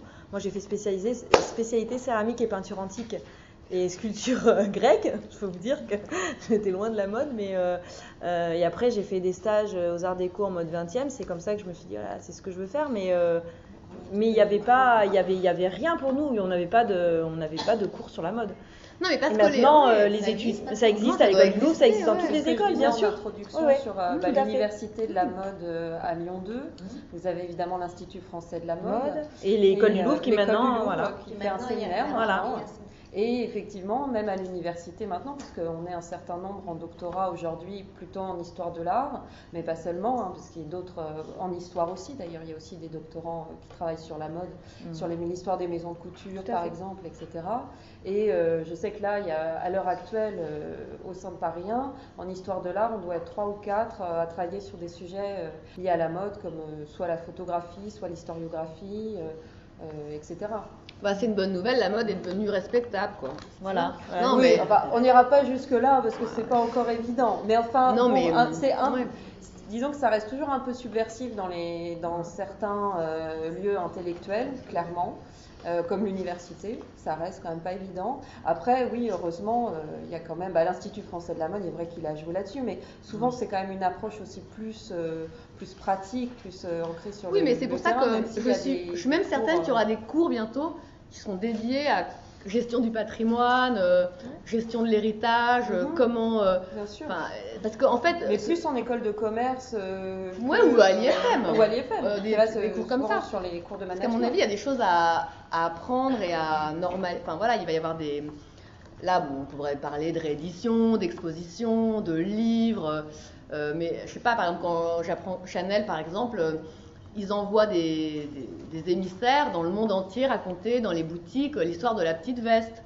Bon, bah, c'est des petites choses comme ça, mais on sent que ça prend de plus en plus de poids et que la transmission de l'histoire, notamment en interne dans les maisons, très important, que les gens soient imprégnés de l'histoire de la maison et pas seulement de leur domaine le commercial, hein, c'est important, mais surtout de la faire connaître aux autres. Parce qu'ensuite, ça va donner plus de rayonnement à la maison, et en plus de manière un peu plus... plus culturelle. Oui, plus culturelle puis, et moins frontale, quoi. Comme nous, quand on fait une exposition et qu'on fait une thématique sur Christian Dior et sa période de galeriste, forcément, ça ancre d'une manière plus culturelle les expositions qu'on fait, etc. Donc, c'est pour ça qu'on fait des parallèles comme ça entre Dior et l'art aussi. Ah oui, mais en plus, je veux dire, ça a une importance aussi historique. Quand on travaille sur l'histoire des collections, c'est vraiment intéressant de savoir aussi. Enfin, c'est là où il a lancé des artistes, etc. Oui, c'est là où, pour le coup, ça a aussi un intérêt historique dans le monde de l'art, pour les historiens d'art, de savoir ce genre de choses. Comme on voit par exemple avec la collection Jacques Doucet lors de l'exposition à la Fondation Pierre Berger de Saint-Laurent. Qui est une exposition très intéressante justement sur la filiation à travers des collections de Jacques Doucet à Yves Saint-Laurent et aussi à d'autres, etc. Parce que justement, enfin là, sur la question des œuvres d'art, on voit des œuvres passer d'une collection privée à l'autre dans le domaine du luxe. Mais je me demandais si justement on voit ça. Est-ce que tu vois par exemple passer une pièce en vente aux enchères que tu as déjà vendue précédemment, qui va intégrer des grandes collections ou pas Alors, j'ai parfois des gens qui me ramènent des pièces qu'ils ont achetées, mais moi je les refuse parce que genre, là, ça m'est arrivé, on me présente des pièces, c'était des trucs qui avaient été achetés il y a un an dans mes ventes. Je me dis, bah non, c'est pas drôle, quoi. Enfin, on va recommencer. Enfin bon. Donc, ensuite, les mêmes pièces, tu veux dire, des choses qui ont intégré des grandes collections, ou des musées, etc. Est-ce que par exemple les grands collectionneurs, est-ce qu'ils revendent ou est-ce qu'il Alors y a non. Non. Enfin, pas encore. Mais il y aura un moment. Il n'y a pas de spéculation pour l'instant. Non, mais sinon c'est des courtiers, mais ça c'est leur métier. D'une collection. Oui, ça arrivera sûrement. Une dispersion d'une grande collection, comme il y a eu dans le domaine de l'art, mais comme ce sont des collections. Si, ça a déjà arrivé au musée de Brooklyn, ils ont revendu leur collection textile. Oui, mais en Amérique, ils ont le droit. Et moi j'ai racheté, du coup, aux États-Unis, moi j'ai racheté des choses de la collection Brooklyn. En France, un musée n'a pas le droit de vendre. C'est pour ça que. Moi, quand j'ai quelqu'un qui veut me donner ou me vendre, c'est plus facile de leur expliquer que la collection est inaliénable et ça bougera pas et c'est le patrimoine, c'est un musée de France et ça changera pas, alors qu'aux États-Unis, tout peut être revendu du jour au lendemain. Oui, même si ça existe, mais c'est pas extrêmement. C'est pas tous les jours, mais quand même. Il y a quand même une maison de vente aux États-Unis, tout le temps, elle a tout le temps des pièces du Brooklyn. Hein. Voilà. Après, ça pose d'autres questions sur effectivement le bien fondé, le fait de conserver tout ou pas. Ça, c'est toujours des débats, notamment en histoire de l'art. Je crois qu'il y avait une question. Non, c'est-à-dire le fait qu'il n'y ait pas encore des réventes derrière, ce qui est très très courant en art contemporain, ça veut dire que pour l'instant, la logique de spéculation n'a pas encore vraiment pris. C'est très courant d'acheter une pièce, une sculpture, un tableau et de le revendre 2 ans après. C'est même pas ça qu'on l'achète. En fait, c'est très compliqué de collectionner de la mode juste pour collectionner de la mode. Ça veut dire, en fait, enfin, je sais pas, où vous êtes un musée, où vous êtes, alors vous collectionnez parce que vous avez quand même un lien fort avec la mode par votre travail ou pour une raison. Mais je connais, en fait, j'avais rencontré un type qui me racontait, il achetait des robes et je dis, vous faites quoi avec vos robes? Il m'a dit, quand j'invite des copines à dîner, elles s'habillent. Alors, non mais, et je trouvais ça assez génial, sauf que bon, j'en ai rencontré un comme ça et je l'ai jamais revu. Mais sinon, à quoi bon collectionner de la mode, ne pas mettre les robes dans un placard et après quoi, enfin, Mais aussi peut-être qu'elles sont pas revendues parce que c'est les œuvres d'art fragile aussi. Les œuvres d'art sont souvent aussi. Ouais, enfin, non mais elles sont au mur un peu plus quoi. Oui, elles sont souvent dans il y a pas de... Vous n'allez pas dans des appartements avec des mannequins et des robes. Ah oui, là c'est ma robe Dior, là c'est ma robe Jacques Fat. Oui, bah pourquoi pas, mais ça n'existe pas. Il y a des collectionneurs d'art. Oui, mais aussi c'est parce que ça s'abîme beaucoup plus vite. Dans des grandes maisons, ce serait pas mal. Non, mais c'est pas. Enfin, je sais pas. Si vous en connaissez en France, dites-moi. Hein. J'ai jamais vu ça encore. Mais pourquoi pas? Pourquoi pas? Si, moi je suis allée chez Mouna Ayoub, elle avait tout dans son salon. Ah oui, mais Mouna Ayoub, c'est différent. Enfin.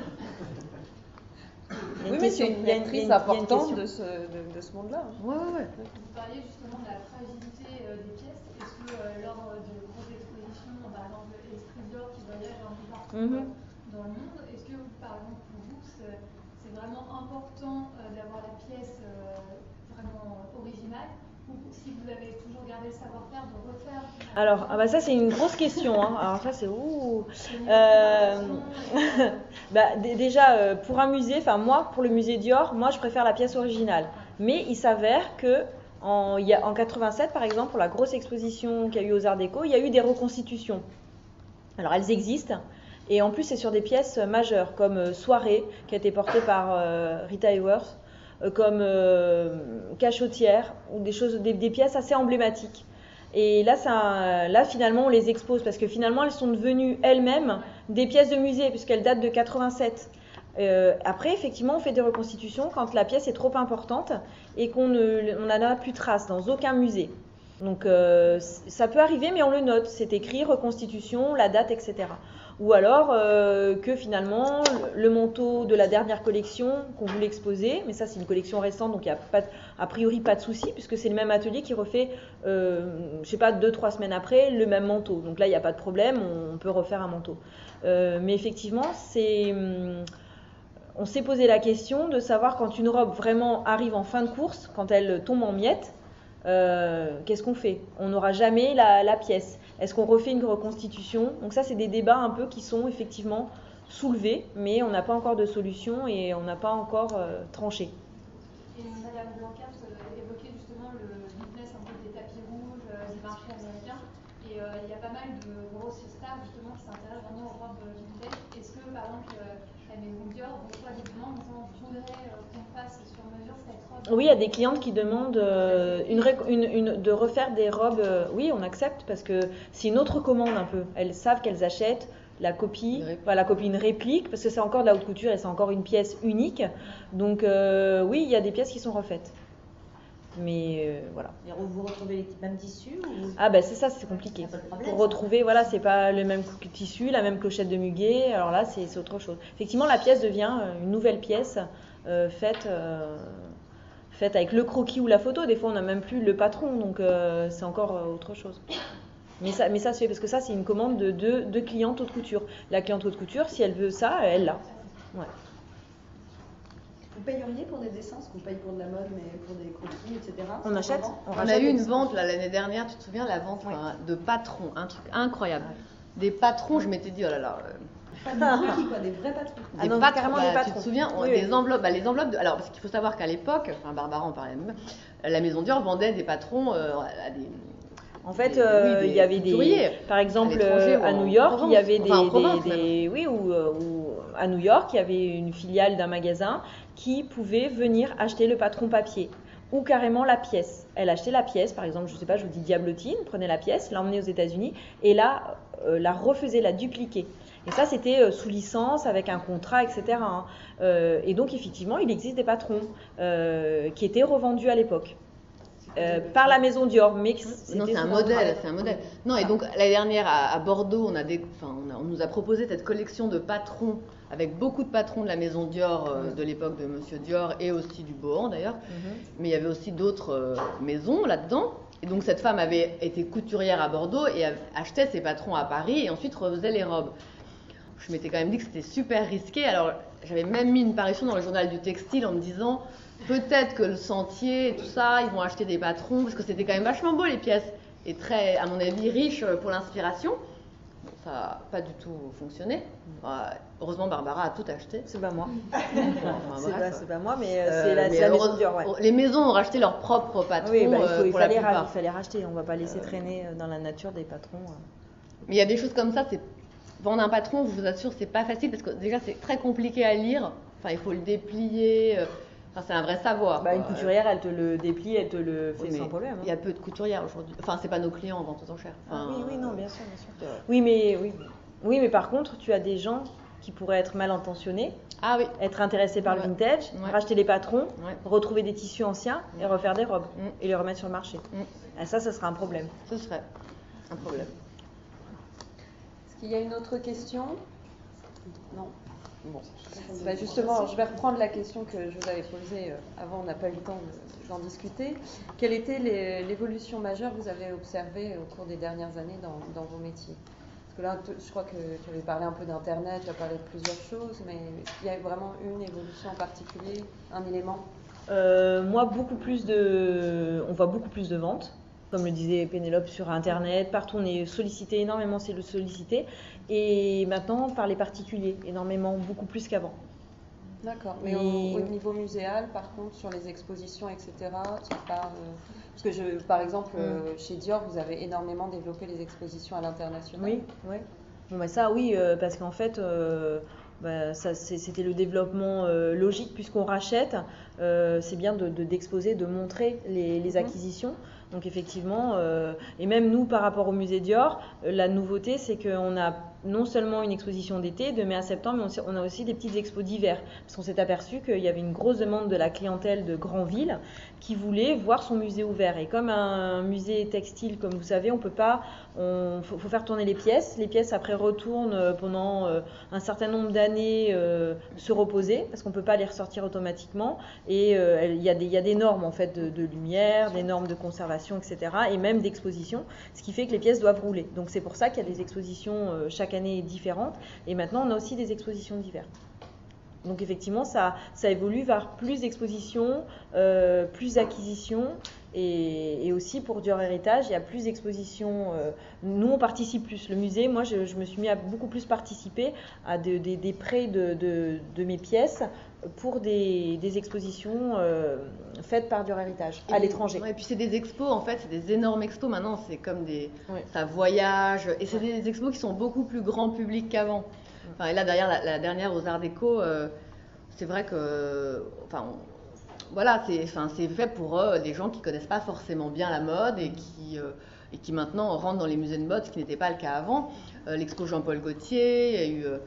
c'est quand même des expos qui sont avec des moyens lumineux, des mannequins qui parlent. Enfin, il y a beaucoup d'artifices autour du vêtement, quoi. Oui, c'est ce qu'on disait tout à l'heure. C'est ludique, mais peut-être d'ailleurs que les expositions mode, d'une certaine façon, elles font évoluer aussi la scénographie aussi des expositions. Bien sûr. Parce que quand on voit par exemple Jean-Paul Gaultier avec, en fait, Jean-Paul Gaultier déteste les mannequins inanimés. Il avait fait un défilé d'ailleurs avec des mannequins inanimés qu'il avait articulés. Et c'est vraiment la collection qu'il déteste parce qu'il trouve qu'il y a un côté mortifère dans ces mannequins-là, que les robes elles sont pas vivantes, etc. Et je crois que c'est à cause de cette thématique-là qu'en fait le musée il me semble que c'est à Montréal, au Canada, qu'ils ont élaboré cette scénographie en utilisant justement des visages, etc. Et peut-être que à partir de là, il va avoir un développement. Oui, mais peu importe en fait. Tout créateur peut avoir ses lubies, mais après c'est les moyens. Que ça devient. Oui, les moyens mis en œuvre dans ces expos sont colossaux, quoi. Et là encore, par exemple, la dernière expo de Louis Vuitton au Petit Palais, au Grand Palais, au Grand Palais. au Grand Palais. C'est quand même des expos qui sont complètement financés par la maison. Enfin, c'est quand même des coûts, et en plus qui va voyager. Enfin, avant, les maisons, déjà les maisons n'avaient pas les moyens de s'offrir de tels projets, et je pense surtout qu'en fait c'est devenu rentable. Enfin, ils font pas ça pour. C'est devenu en termes d'image, oui, mais ce que oui, je veux mais dire, l'expo, c'est que... je suis sûre que l'expo Gautier, alors Louis Vuitton c'est encore un peu un cas différent, mais l'expo Gautier, je suis sûre qu'elle est rentable.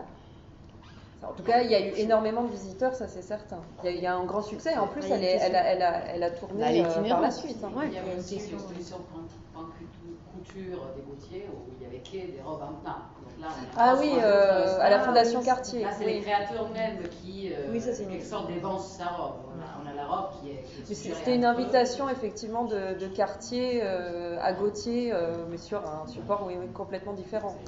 De toute façon, à mon avis, l'héritage, le patrimoine d'une maison est devenu un outil. En fait, les maisons ont pris conscience que c'était un outil de marketing et de communication extrêmement puissant. Oui.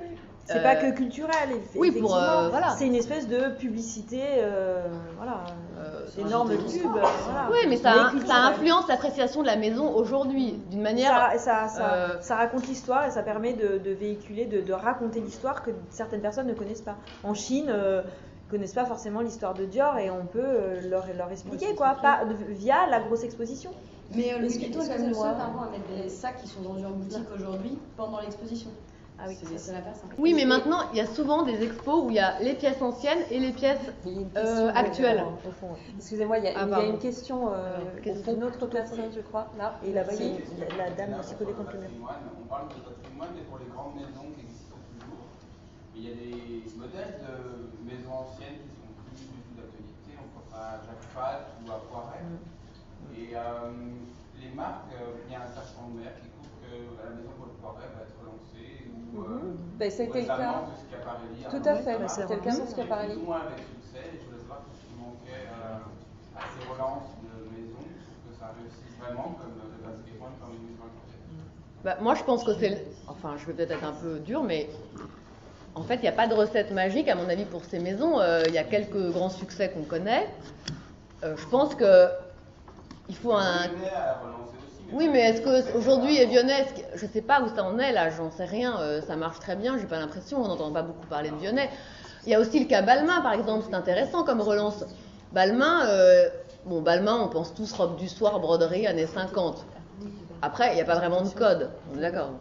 Quand De Carnin puis Roustin ont pris la tête de la maison, on peut dire qu'ils ont créé un style, avec des codes. Alors peut-être qu'ils vous expliqueront que c'est inspiré par le travail de Pierre Balmain, moi j'en sais rien, là je vois pas la passerelle, mais probablement qu'ils s'inspirent sûrement un tout petit peu des archives, j'en sais rien, mais ils ont recréé une identité complètement différente, qui a un succès énorme, et en termes de style, on n'est pas obligé d'adhérer à l'esthétique, mais on constate aujourd'hui qu'en tous les cas, c'est devenu une machine de guerre. Et donc je pense que le succès lorsqu'on réveille des belles endormies, c'est avant tout le créateur qui va savoir utiliser et s'approprier les archives sans être dans un carcan, ce qu'on disait tout à l'heure, mais ça va orienter son style, mais sans pour autant... ça doit doper son talent. Mais s'il n'y a pas de talent, il n'y a rien du tout, quoi. Est-ce que le succès du vintage va amener à... Est-ce que le succès du vintage va apporter ou va faire renaître ce type de belles endormies? Non, mais en plus, ce qui est compliqué, c'est que quand on prend des exemples des maisons des années 30, vous voyez bien que la vie qu'on a, ça correspond plus exactement à la vie des femmes à l'époque. Donc, si vous me dites Vionnet, Biais, robe du soir, le marché aujourd'hui, sur ce créneau-là, il est quand même relativement limité. Donc, il faut savoir justement, peut-être utiliser des codes du passé, mais refaire une mode... qui est adapté aux besoins des femmes, des femmes d'aujourd'hui, quoi. Ça sert à rien de refaire des choses comme ça qui sont importables. Il n'y aura pas de succès commercial. Les quoi? Les robes 30? Mais oui, mais elles sont portables à une soirée. Et encore faut-il avoir la soirée. Non, mais c'est vrai. La silhouette qui va avec la robe. Et en plus, mais au-delà de ça, il y a peu quand même à l'opéra où je sais pas, on s'habille. On s'habille beaucoup moins, non? Ça, Si, c'est parfait. Ah, la dame, la question. Donc, quand est-ce qu'on porte ces robes? Oui, et madame, au fond. Donc au final, toutes ces expositions qui sont plus ouvertes à un large public, ce que vous dites, ça permet de promouvoir au niveau international la marque en question, où il y a autre chose, parce qu'il y a l'aspect culturel très fort. Donc à quoi ça sert? Parce que c'est généralement le public qui va aller voir cette exposition de mode, ce ne sera pas un public qui forcément achètera une pièce de chez Dior ensuite en boutique. Donc quel est l'intérêt réellement, à part faire parler de la marque et la promouvoir au niveau international? À la base, c'est déjà en fait une envie culturelle de montrer le patrimoine français d'un couturier, par exemple, déjà à la base. Mais ça n'empêche pas que quand on va faire une énorme exposition en Chine, moi je pense qu'avec tout le nombre des Chinois, ils vont avoir envie de s'acheter du parfum, par exemple. Le parfum, c'est pas très cher. Et là, s'ils se mettent à tous en acheter, c'est bingo. Hein. Mais c'est pas incompatible le côté culturel et économique. Enfin, dans l'art aussi, c'est pareil. Aujourd'hui, il y a plein de choses qui se font, qui font qu'on gagne. Enfin, voilà. Enfin, en fait, malheureusement, le capitalisme rattrape tous les domaines culturels. Et donc, dans la mode, c'est exactement pareil, quoi. C'est l'histoire du monde. À différentes échelles, c'est l'histoire du monde. Oui, enfin, bon, voilà. À la fin, le nerf de la guerre, c'est l'argent, quoi. C'est toujours pareil. Hein. Enfin... Parce que moi, il y avait une question, je crois. Alors, oui, je voulais savoir ce que vous pensez du musée virtuel comme celui de Valentino. Est-ce que c'est un modèle qui a amené à se développer? Du quoi, pardon? Les musées virtuels comme celui de Valentino. Ah, moi je le connais pas, je l'ai jamais vu. Le musée virtuel, eh ben, en fait, j'ai jamais été le voir, pour tout vous dire. Mais je pense que c'est. Enfin, et vous avez été le voir? C'est bien? Non. Ok. Et alors, pourquoi vous n'avez pas trouvé ça bien? Non, mais la graphie, tout ça, c'était pas très intéressant, c'était pas très séduisant. Est-ce qu'on voit bien les modèles? Pardon? Est-ce qu'on voit bien les robes et tout ça? Ce qui est compliqué avec les robes, c'est les tissus. Enfin, il faudrait les voir en vrai. Il faut les voir, quoi, quand les même. gens ont envie de les toucher. Sur écran, bon. Ouais. Oui, Valentino, en fait, le musée virtuel a été lancé au moment où il y a eu les 40 ans de Valentino, donc il y a en 2008, au moment où il allait juste avant qu'il prenne sa retraite. Donc à ce moment-là, il a lancé le musée virtuel. Je crois qu'après, le projet est a été un peu délaissé. C'est peut-être pour ça que c'est pas. Enfin, l'idée était quand même assez avant-gardiste. Sur un musée virtuel de mode, personne ne l'a fait. Après, je crois que le sujet est encore dans le. En fait, on pourrait penser qu'aujourd'hui, là, à terme, toutes les marques plus ou moins anciennes, enfin, auront leur propre musée, hein. Vous croyez pas? Enfin, en tout cas, c'est un tel outil à nouveau de com, etc. que, à mon avis, ça existe déjà pas mal. Hein. Il y a Cardin. Bientôt Yves Saint-Laurent, puisque la fondation va devenir un musée Saint-Laurent. Voilà, Yves Saint-Laurent, je vois pas. Évidemment, la fondation, c'est une institution. Si, un musée Cardin. Ah bon? Ouais, dans le Marais maintenant. Non, c'est pas vrai. Non, mais oui, mais il a bien raison, Monsieur Cardin. Et c'est lui qui finance tout. Alors, ah, mais oui, c'est complètement financé par les. Enfin, dans ces cas-là, financé par les maisons. Les musées nationaux, ça ne marche pas. Hein, oui, je pense que c'est un musée privé, mais en fait, il y a des musées. Après, chez Hermès, c'est pareil. Il y a un espèce de musée, mais qui n'est pas accessible au public. Sur rendez-vous. Oui, non, c'est autre chose. Oui, mais alors après, il y a plusieurs manières de montrer son patrimoine. Bien sûr, tout à fait. Mais c'est pas un musée. Pas un musée, mais ils appellent ça musée quand même. Ah oui. Mais bon. Oui, question un peu naïve, mais est-ce que ces patrimoines, ces musées, ces réserves patrimoniales sont un outil de défiscalisation pour les marques? Alors le musée Dior, vraiment, pas du tout. C'est vraiment parce que c'est vraiment parce que c'est la maison d'enfance de Monsieur Dior, que c'est un très beau lieu, etc. Mais ça rapporte, si vous voulez, on peut vivre. On peut refaire une expo avec ce qu'on a gagné, mais c'est tout. Hein, c'est pas, voilà. C'est pas lucratif. En plus, on est géré par une association loi 1901. Alors autant vous dire que non, c'est voilà. Il faut juste espérer. Enfin, je fais un parallèle entre les ventes aux enchères peut-être et les musées nationaux ou de la ville, etc. Bon, puisque maintenant ces gros groupes sont capables de générer et de monter des expos à leur propre effigie, on va dire. Hein. Et de même, pour les ventes aux enchères, tous ces acteurs comme Vestiaire Collectif, enfin des gros groupes qui ont pas mal de moyens aussi, occupent le second marché de tout ce qui est mode plus ou moins contemporaine. Mais comme ça va peut-être permettre aussi, et j'espère que ce sera comme ça à l'avenir, que les véritables musées indépendants ainsi que les ventes aux enchères vont justement peut-être alors je dis pas que les musées l'ont perdu, mais enfin, en tout cas maintenir ou pour nous, pour les ventes, peut-être retrouver cette place, enfin retrouver en tout cas le côté patrimonial qui à mon avis fait plus sens, enfin, et qui est plus intéressant et qui participe plus à l'héritage, comment dire, enfin qui est tout à fait en tout cas neutre par rapport à de la communication visant à revendre ensuite derrière du parfum ou je ne sais quoi. Vous voyez ce que je veux dire? Ouais. Ce sont des expos, je sais pas, quand on prend une expo comme la mécanique des dessous, c'est vrai, ça ne met en avant aucune maison actuelle, c'est juste pour expliquer comment à l'époque. Voilà, et j'espère que voilà, elle était hyper intéressante, mais elle était pas d'un niveau grand public justement. Je pense qu'elle était quand même. Si, ça. Moi, j'ai trouvé que c'était quand même.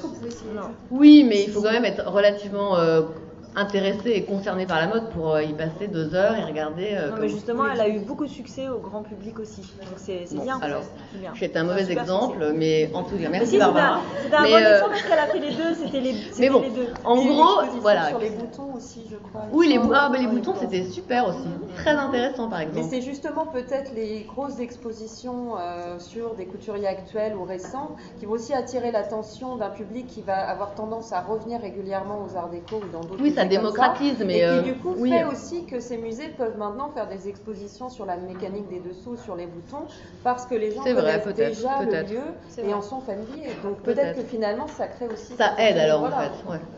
Ouais. Attendez, juste, excuse-moi. Oui. Qu'en est-il de la mode homme? La mode homme. Bah, la mode homme, c'est compliqué. Alors, je trouve que moi j'ai déjà vendu de la mode homme. Ça marche pas du tout déjà. Donc, et je trouve ça dommage parce qu'il y a des costumes merveilleux, je sais pas, de maisons de couture. Comment?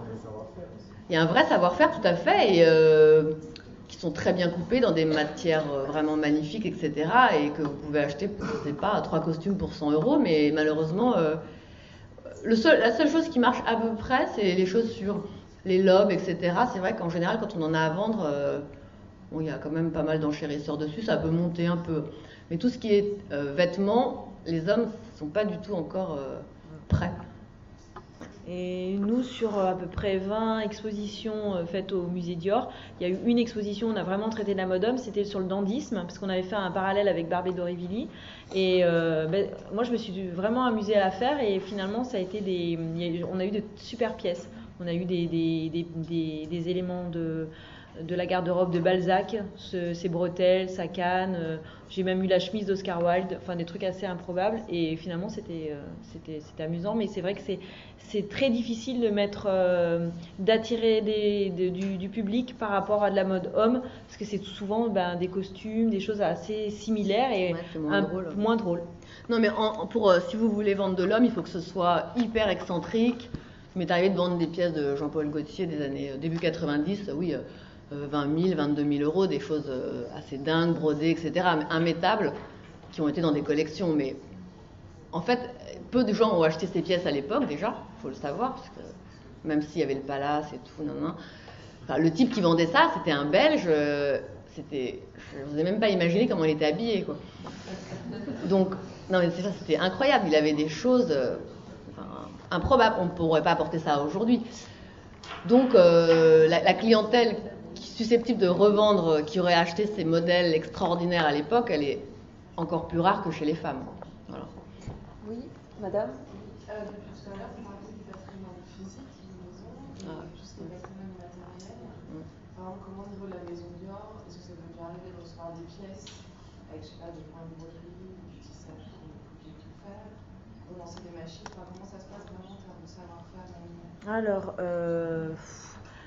on a déjà racheté l'atelier Vermont, par exemple, pour le savoir-faire de la broderie, effectivement, mais on s'y intéresse aussi. Et puis on a au sein de la maison Dior un savoir-faire dans les ateliers, autant les ateliers pour les hommes que pour la femme, qui est voilà.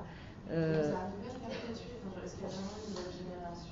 Oui, ça c'est assez. A priori, ça pose pas de problème. Il y a à chaque fois des personnes qui savent exactement faire les gestes qui ont toujours été faits. On a aussi un atelier pour le Baby Dior où il y a tous les plissés qui sont faits à la main, etc. Et ça, a priori, le relais se passe très très bien. Et puis justement, il y a ce sauvetage des maisons, des faiseurs de fleurs ou de broderies qui sont rachetés par les grandes maisons pour que ça se perpétue et qu'on puisse toujours faire appel à eux pour des créations. J'ai juste envie de dire que si le patrimoine se crée, par exemple, j'imagine que quand Barbara... en fait, en faisant des recoupements, on peut recréer le patrimoine où on retrouve que c'est cette personne qui a porté ça, on reconnaît quelque chose sur, je sais pas, un dessin. Tout ça, c'est un travail d'enquête, à mon avis, minutieuse, et on peut, à partir de plein d'éléments qu'on regroupe ou qu'on recoupe, recréer ce patrimoine immatériel comme une espèce d'enquête, en fait, non? Tout à fait. J'imagine, dans ton travail. Déjà, on interviewe toutes les personnes, que ce soit des personnes des ateliers ou des personnes ou des mannequins. Et donc, on essaye d'avoir une banque de données d'interviews filmées ou enregistrées par bande sonore. Et effectivement, tout ce patrimoine-là aussi est sauvegardé. On essaye de le sauvegarder, en tout cas. Et on est de plus en plus nombreux dans le sein de Dior Héritage pour être vigilants et ne rien rater et essayer de sauver tout ce que... Surtout les personnes qui sont très âgées maintenant. Donc c'était maintenant ou jamais de faire tout ça. Voilà. Une dernière question? Oui, votre collection, par définition, Barbara, elle a une limite, elle est finie. Il y a un jour où on aura collectionné vous avez récupéré toutes les robes. Non, c'est énorme tout ce qui reste à acheter. Ah bon. Et en plus, moi, le musée, j'achète beaucoup moins que Dior Héritage. Donc, non, on a vraiment, il y a encore énormément de robes qu'on aimerait avoir. Mais vous savez où elles sont? Non. Mais c'est ça, c'est la découverte, c'est amusant. Soit tout à coup, il y a quelqu'un qui appelle. La dernière fois, j'ai eu un appel d'une dame qui m'a dit qu'elle voulait donner un manteau de Vison avec la Tour Eiffel. En fait, ce manteau, on se demandait où il était, qui l'avait acheté, qui avait bien pu acheter ce manteau, complètement de toutes les couleurs, etc. Et elle a appelé et elle l'a donné. Donc c'était, il y a des trucs magiques comme ça qui se passent. Et la pièce dont on a rêvé pendant un temps, d'un coup, elle arrive. Alors là, c'est génial. Très bien. On va s'arrêter là. Je voudrais remercier nos invités.